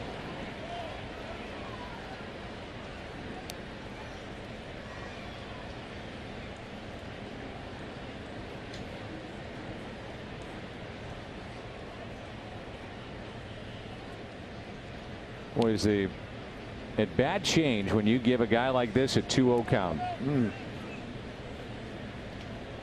mean, he barely missed, if at all, on those first two.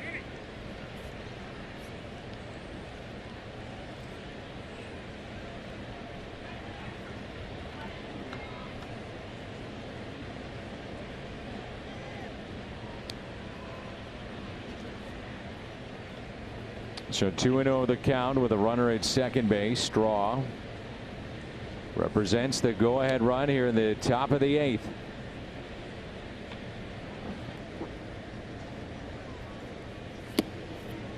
By the way, the average for Altuve, and this is why it was so important, really for any major league hitter, but elite guys, on a 2-0 count, he's hitting .571. So you don't get that call on either one of those pitches. Watch out. Talk about a swing.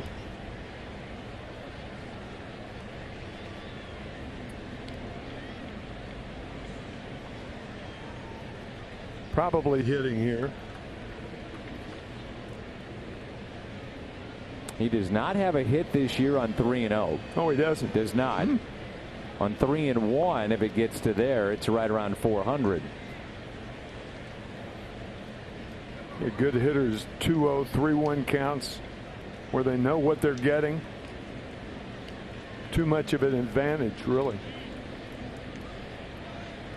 So the 3-0 here to Altuve, and there's a strike. It's now 3-1.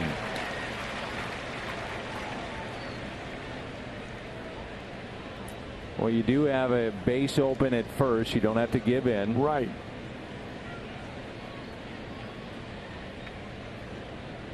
Altuve has not struck out 3 times in a game this season. He has struck out twice tonight.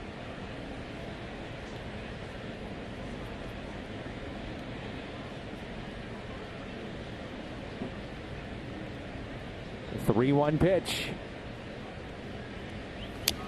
3-2, and again he almost fell down. I've seen that happen to many hitters once, but rarely do you see twice a hitter loses balance. If you're wondering, what does he do on a 3-2 count? 167 the average.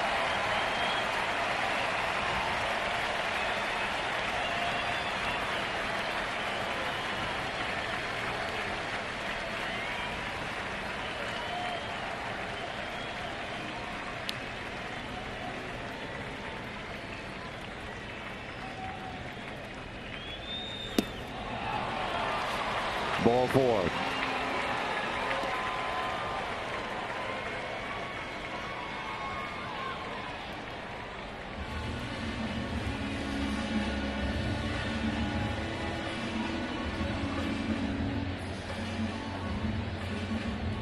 So that's Mike Maddox. No pitching change coming up, and Bregman coming to the plate. Cardinals baseball is brought to you by Budweiser. Wherever legendary MLB moments happen, Budweiser will be there. And by Toyota. Let's go places. This is really a tough fought ball game on both sides.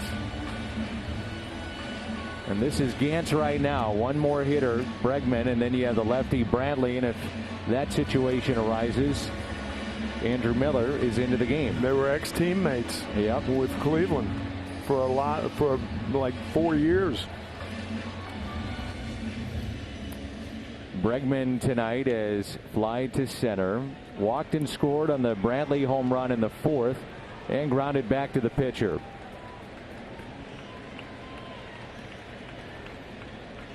Two outs, 2 on in a 2-2 game.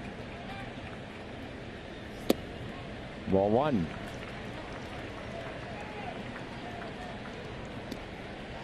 Overall against John Gant, the opponents are hitting 188 this year, but with runners in scoring position, 270. Trying to keep us tied 2-2.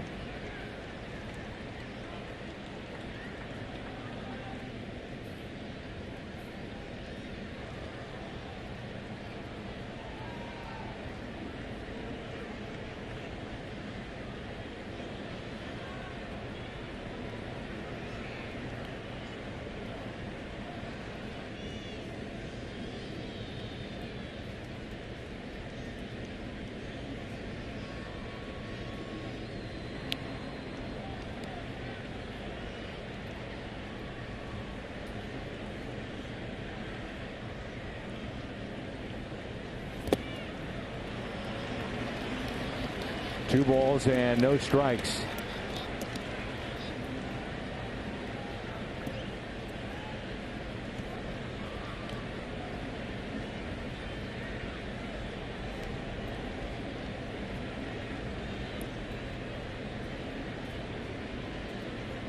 Inning started with a strikeout for Gant of Chirinos. The pinch hitter Alvarez a double into left center. Shaw came in to pinch run. Springer lined out, then the walk to Altuve. The 2-0 pitch. 2-1 on Alex Bregman.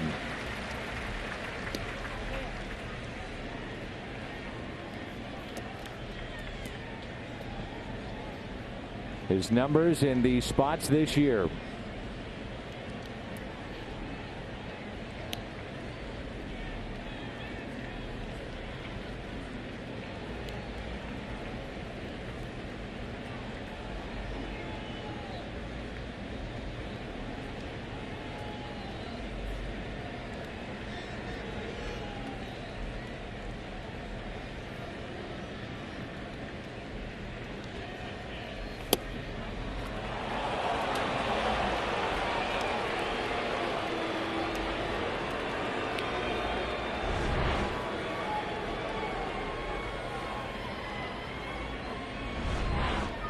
That, in fairness to the home plate umpire, Brennan Miller, was a tough pitch to call a strike.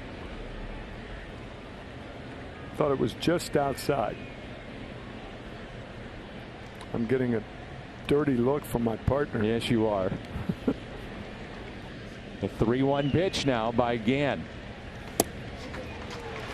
Here comes Miller to face Brantley. So back-to-back walks, and they're all loaded up.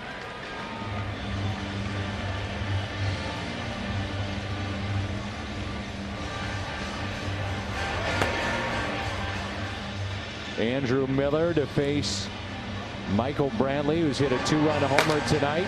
Teammates in Cleveland now facing each other with this podcast presented by the authority of the Cardinals and may not be reproduced or retransmitted in any form.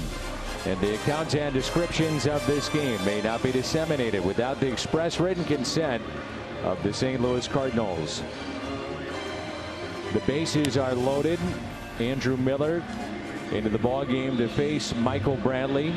Brantley, by the way, 3 for 9, 4 strikeouts against Miller. Our Chevy called to the pen, and this just might be your ball game right here. Yeah, I think you're right.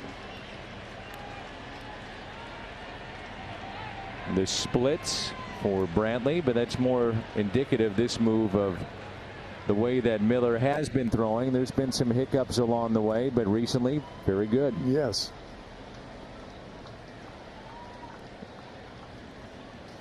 And the first pitch taken for a ball.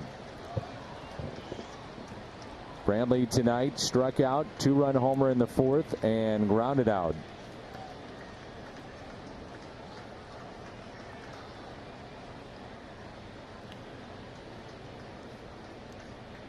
Here's a 1-0. Way outside, 2-0.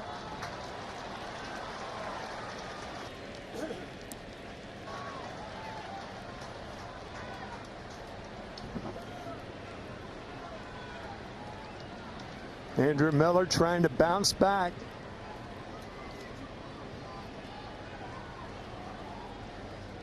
Falling behind Brantley. Was also a lack of control early on for Miller. 14 walks on the year in 35 innings. Majority of that done earlier this season. 2-0 pitch, slider, 3-0. Oh boy.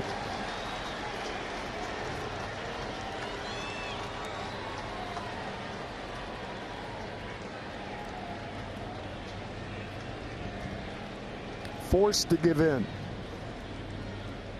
3-0, bases loaded, no place to put Brantley. That's inside and called a ball, and now Houston with a 3-2 lead.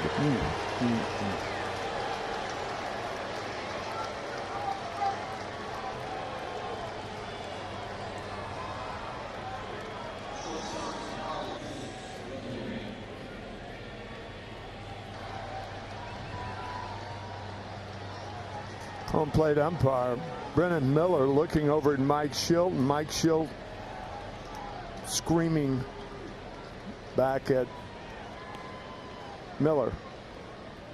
Brennan Miller, not Andrew Miller.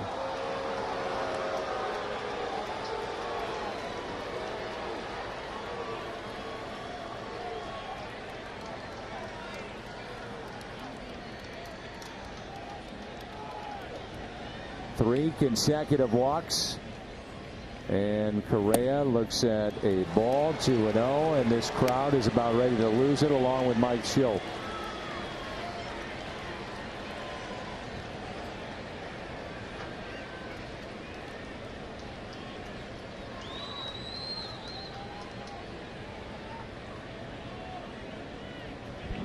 Well, what are you going to do? I mean, it's a strike zone that's tight. It's been tight on both sides. There you go. You call it. The crowd was really into that, to what's been happening. And you wonder why there's 3.5, 4-hour games.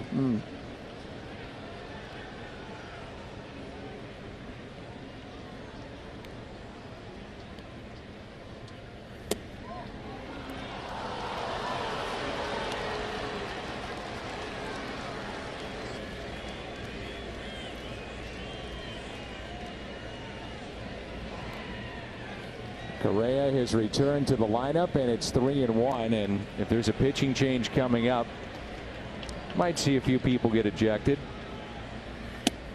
3-2.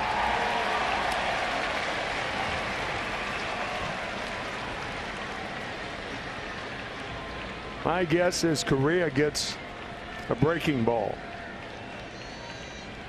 So normally the pitchers have that little piece of paper in the back pocket, but Andrew Miller in his cap runners off with his pitch.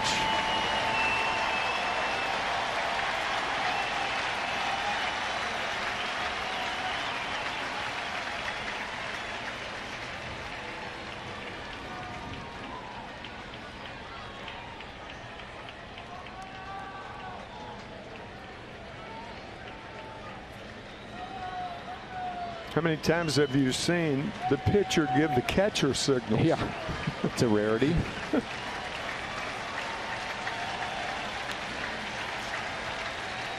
(3-2), and he struck him out.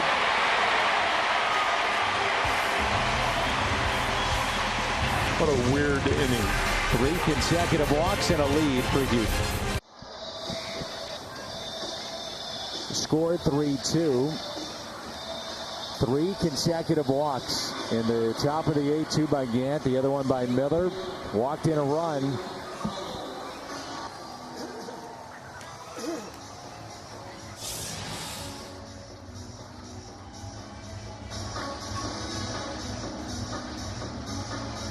And now Ryan Presley is into the ball game for the Houston Astros.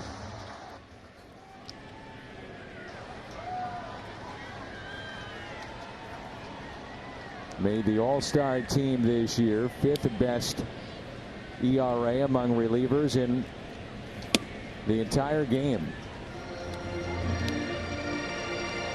You go back to last year, August 15th to May 23rd of this season, did not give up a run in 40 consecutive scoreless outings.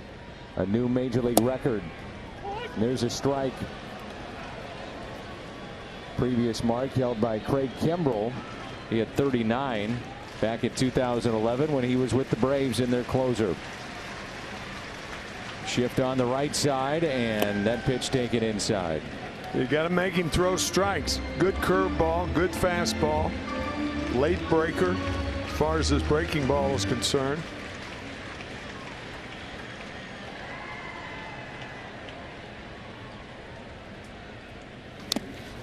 Oh boy, that hit off the foot, ankle maybe there of Dexter Fowler as he hits the deck. 2 strikes, 2-2. That's Chris Conroy, the training staff of the Cardinals. Cardinals have Fowler, Martinez, and Goldschmidt this inning. Still on their bench, Edman, the switch hitter, Bader and Kisner. We are told by our guys in the truck that it hit his left foot, right on top of his left foot. That appears to be the case.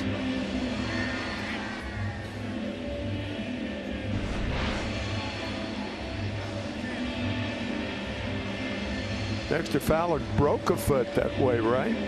Wasn't it last year early or the year before? Hit by pitch, and he was hit this last week. The same foot in Pittsburgh, so it's almost no doubt it's sore. Yeah, it's almost an epidemic with the Cardinals. You got Matt Carpenter in the minor leagues with just an epidemic of hitting his front foot.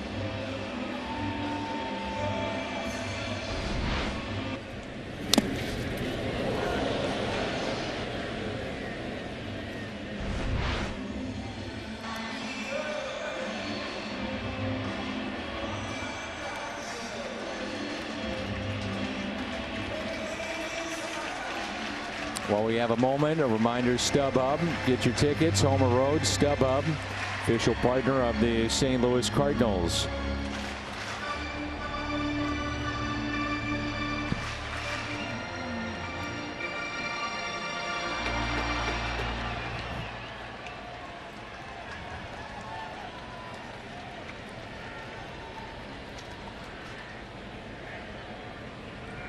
Two and two, the count on Fowler.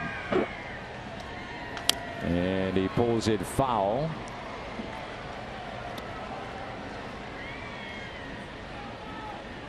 Well, you'd have to think with him limping around a little bit like this, Bader on the bench, maybe Harrison would come in for the ninth defensively. Certainly pinch run. Pinch run if Dexter gets on. Presley, the third Houston pitcher tonight. That's in the dirt. You know, Fowler has a .342 on base percentage, and that he's been walking a lot. Yeah. Tops on the club.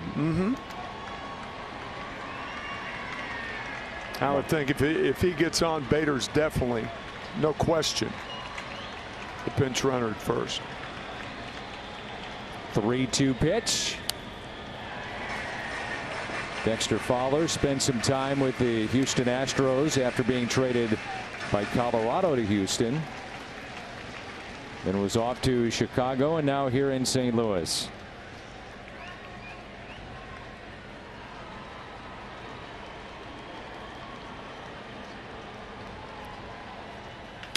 Pulled foul again.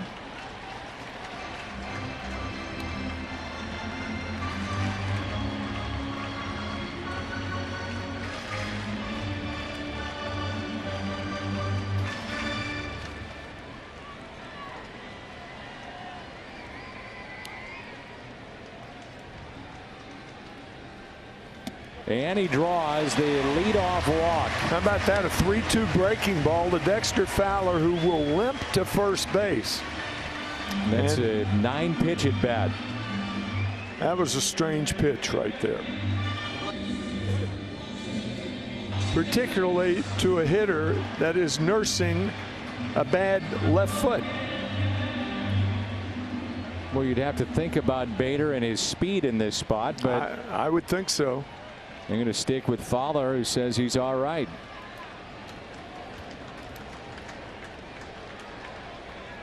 Here's Jose Martinez.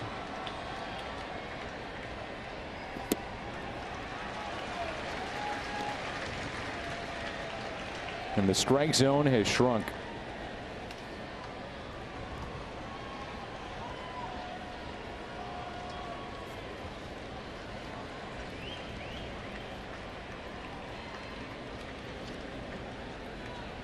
The 1-0 pitch to Martinez.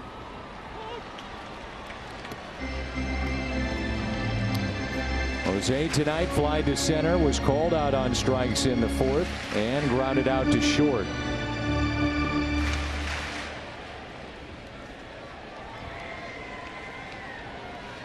Outfield very, very deep. And the 1-1.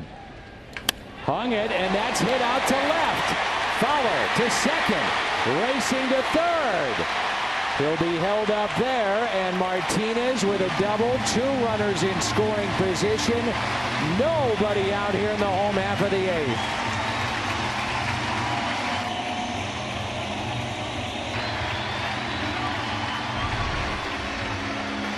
Hanging breaking ball, another curveball. 1-3-2 pitch that walked Fowler, and now to Jose Martinez. Fowler will stop at third, and now you almost have to use a pinch runner, and here comes Harrison Bader. I did watch Fowler specifically, and he was running okay, but not great. No. And they're going to use Bader at second base for Martinez. And so Fowler's going to stay in this game, and what you'll have is that Bader will go into center and stay in the game, and Fowler will go to right field. That's the easy part of it. The lead runner being Fowler. I think the Astros are playing it properly by bringing the infield halfway.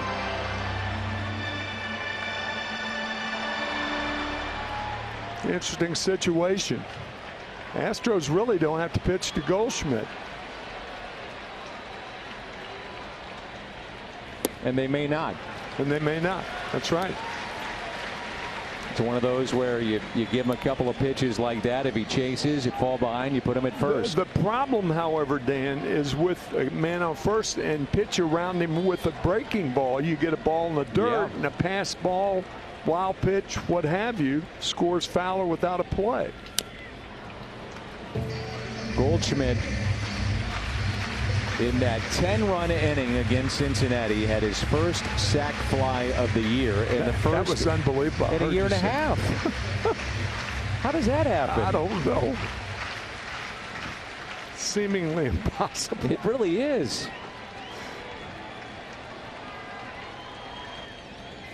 A base hit could put the Cardinals on top. 1 ball, 1 strike. In the dirt. Have a lot of patience with your catcher. And a lot of confidence with him.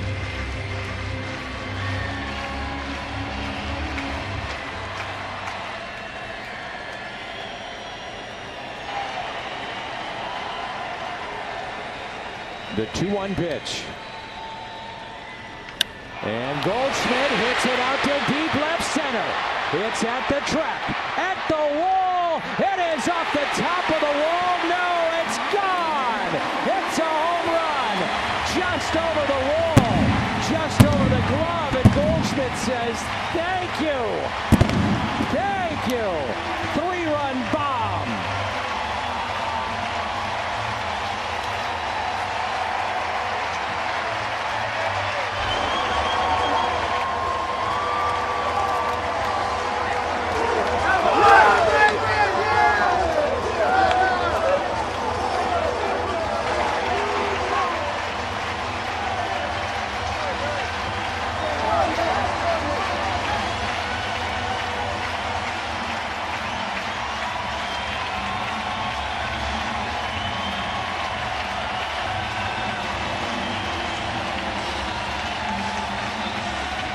What a game, partner. What a game. Springer almost had it in reaction of Goldschmidt, priceless. Like, oh, thank you. 401 feet Dead center is 400. Budweiser, play of the game. He's now homered in 5 straight. Talk about a game of inches or foot. Goldschmidt right there was looking he at didn't know what to do. Yeah, he said the umpire is it a home run? Oh, thank you. And Springer, oh, so close. Oh, what a moment. Tell you, those 3 hitters were the story of breaking balls. You miss with the breaking ball to Fowler, then the hanging breaking ball to Jose Martinez, and with runners on at second and third, the breaking ball to Paul Goldschmidt. The story of 3 breaking balls. And with that, a 5-3 St. Louis lead, and this is DeYoung to face the new pitcher Davinsky. That's 5 straight games now that Goldschmidt is homered in. The 2-1.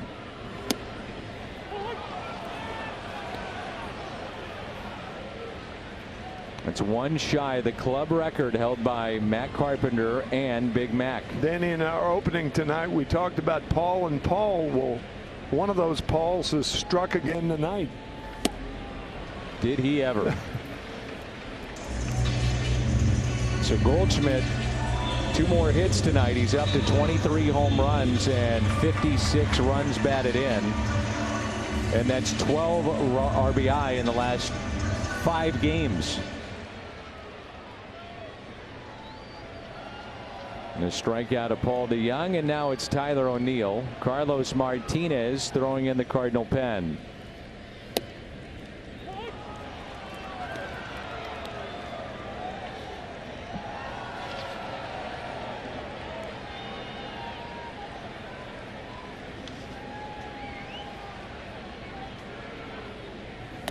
That's an all-star in Presley that's been dominant this year. Did not record an out. 2 hits. Gave up a walk. Yeah, that walk was a killer. 1-run ball game. Also, Dexter Fowler hammered one into his back foot. Yes. We questioned that pitch when he threw it, and I stand behind that. I totally agree. 2-2 on Tyler O'Neill. As he goes, they go.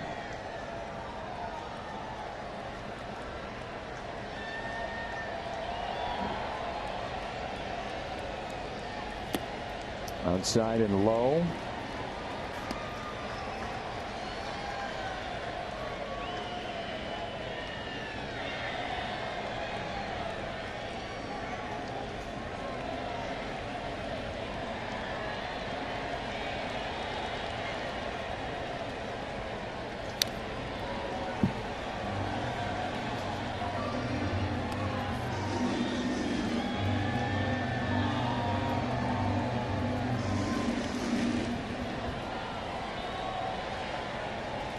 Boy, he's been making them count too.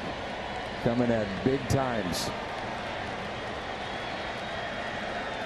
3-2 on O'Neill. And he walked him.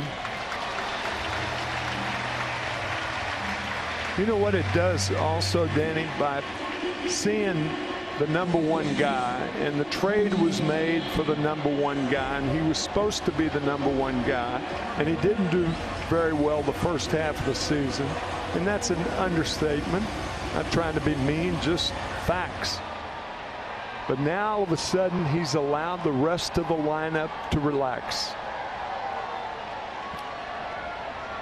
Trying to justify the deal. Oh, sure. The money. Oh, the commitment. Of course. All of those things are right on the money. Cardinals are 15-5 when he hits a home run. So 1 out, runner at first. Now Colton Wong.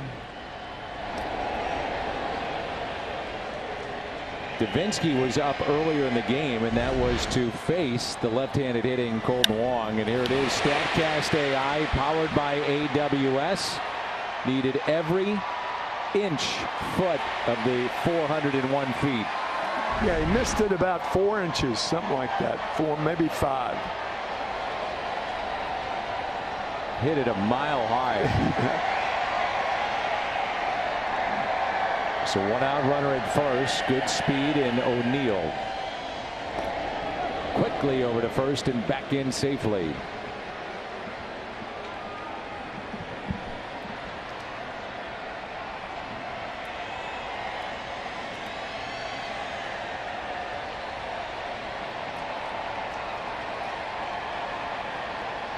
Astros may challenge, and they will.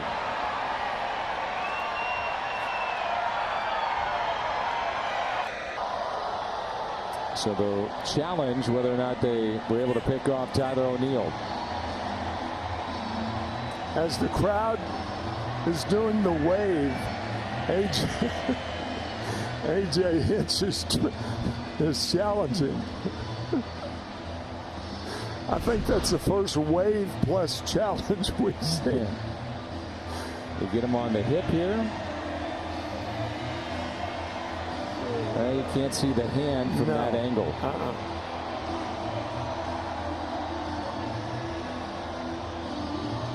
I guess if you're AJ Hinch, you're thinking too. It's a 2-run ball game. We're in the bottom of the 8th, and that could be an important run, and you haven't challenged yet. Why not do it?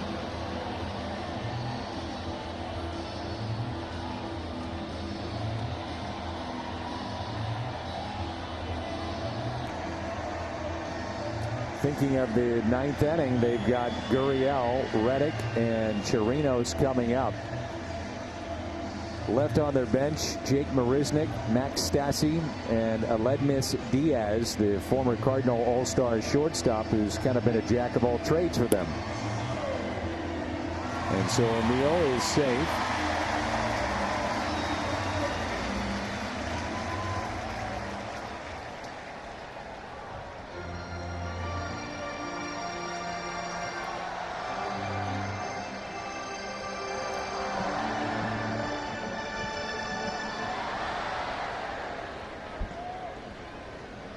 So the call stands, and we're still waiting for the first pitch to Wong. Taken for a ball. That's right. He came in there and threw to first base 3 straight times.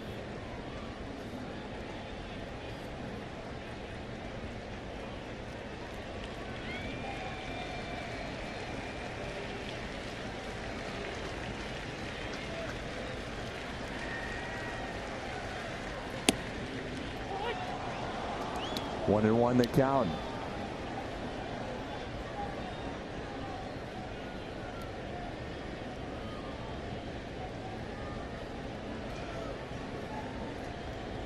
Cardinals trying to make it 6 wins in a row in 12 of the past 14.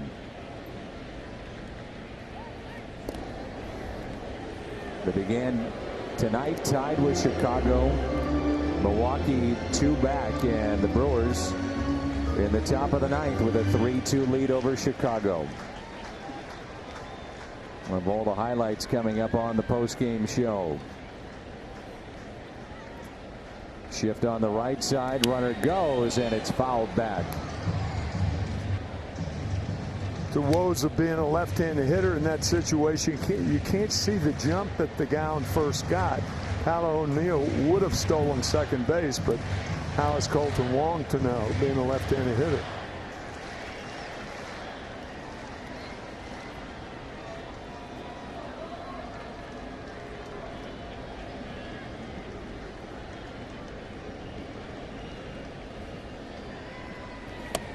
Inside, and it's 2-2. Wong with an RBI single back in the 4th inning.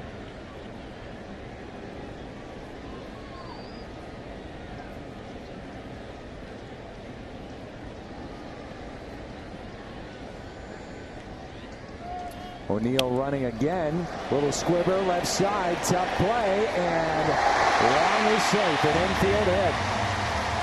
Now there's a play that Tyler O'Neill had in front of him. And if he keeps on going with the Cardinals up by 2, he makes it to third base.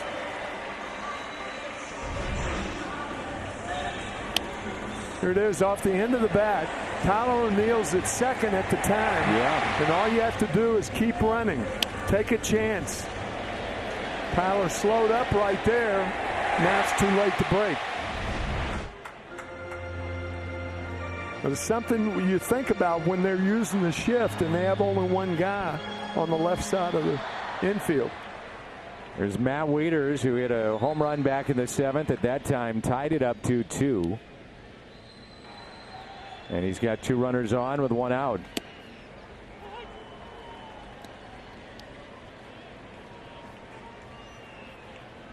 We had a shot earlier of Goldschmidt talking it over with Wieters. They were talking more than likely about this pitcher. Maybe a little bit of a scouting report from Paul Goldschmidt. Sure. Wieters now with 9 home runs this year. And he hits it the other way. Bradley with the catch. Runners stay put. I was also thinking about this with base running. You always make me think about the game, which I appreciate. And if that ball is caught by Goldschmidt, and I didn't see where Bader was, if he was at the bag ready to tag up, but the center fielder Springer fell down. And with Bader's speed, who knows where he winds up tagging up. That's true, because you know if there's a chance to be taken, Bader's going to do it. You bet he will. I mean, he's off and running. He is unto himself as far as base running is concerned. One of the more dynamic base runners in baseball. Agreed. Here's Tommy Edman, the pinch hitter, and he hits a high fly ball into right. Under it, Reddick. And the catch is made. Cardinals strand a pair. They've left 7 on tonight, but they get their 2nd home run of the night. This one from Goldschmidt. He's homered now in 5 straight.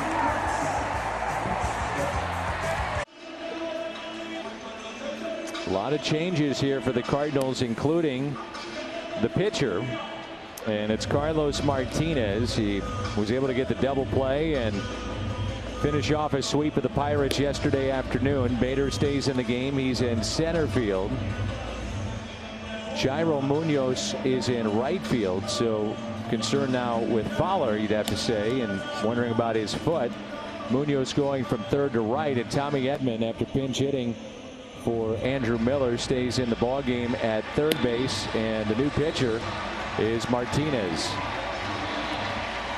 Paul Goldschmidt, the 3-run homer to give the Cardinals this 5-3 lead, and Milwaukee has posted a victory against Chicago, so 3 outs away from being in first place all by their lonesome.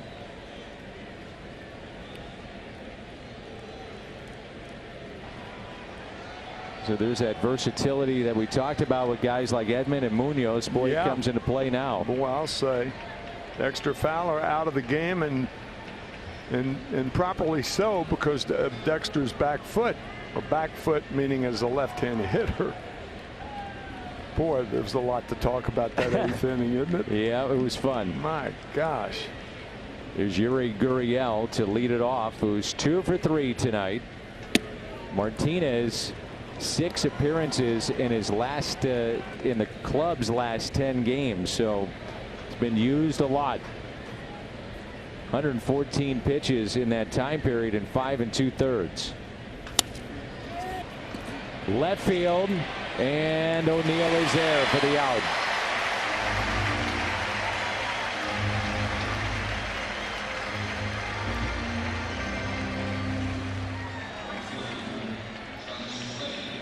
I'll tell you what, this crowd's electric now. You can feel it. It was a different feeling, I think, when we got to the ballpark. When we got to the ballpark today, I agree.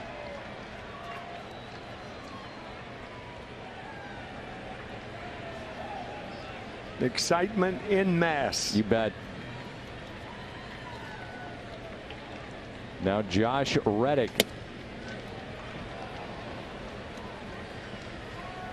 Cardinals 2 outs away from their 6th win in a row and being in sole possession of first place. Fastball, a strike, 1-1. Reddick hitless tonight. Began with Jack Flaherty, went 6 innings, gave up 2 runs on 3 hits, struck out 9. Base hit, tying run will come to the plate.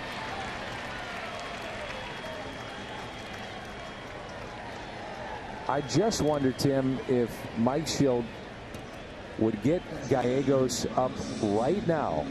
They haven't been easy, some of the outings for Martinez. He's been worked a lot here recently, and if you sense that something could go awry, Gallegos has been your man on the scene. He's been almost perfect, but he's been in a different role. He's never been as a stopper, as a closer, or rarely, unless he just happenstance put him there. Right. Now Chirinos was 12 home runs this year. First pitch, a ball. Game ended yesterday with a double play, and that's what Carlos would love to have right now.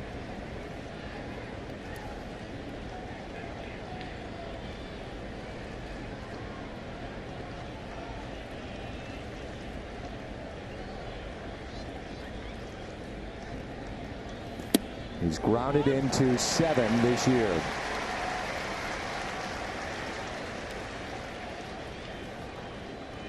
One ball, 1 strike.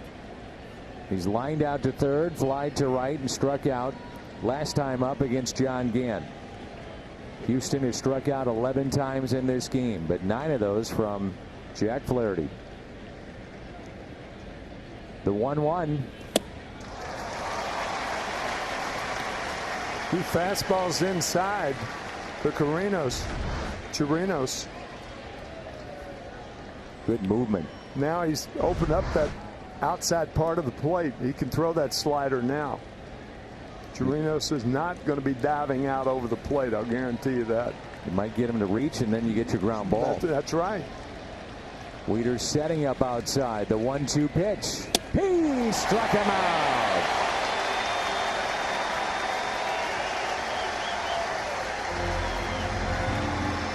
Carlos went outside, but he went outside with a fastball, not the slider.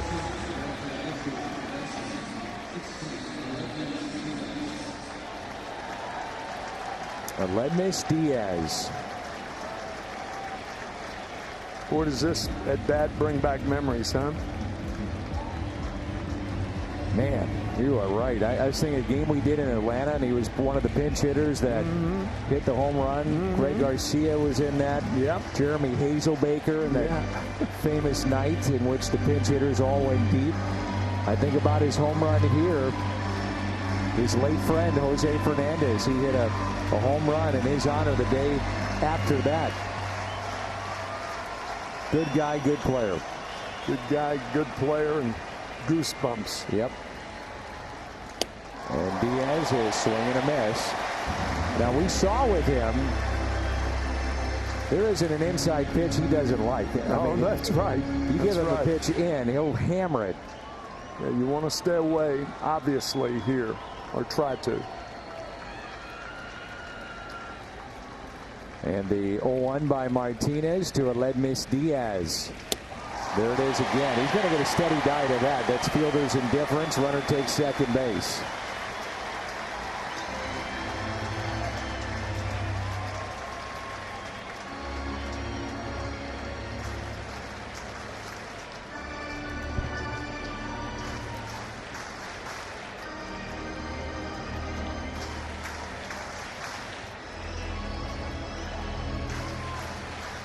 What a ball game this has been for both these managers, both these teams, and this crowd of 44,000 plus. Just thrilling.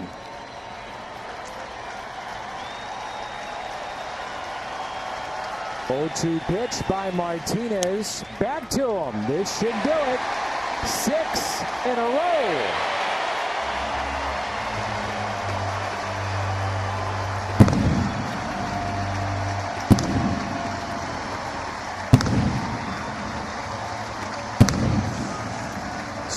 Possession of first place for the St. Louis Cardinals. 9 games above the 500 mark. Goldschmidt is homered in 5 straight. And a thrilling win on this Friday night here at Busch. Another Wieters/Goldsmith evening, if you will. And a fun night. Post-game show coming up. All the highlights around the major leagues. And a win for St. Louis, 5-3. Post-game next.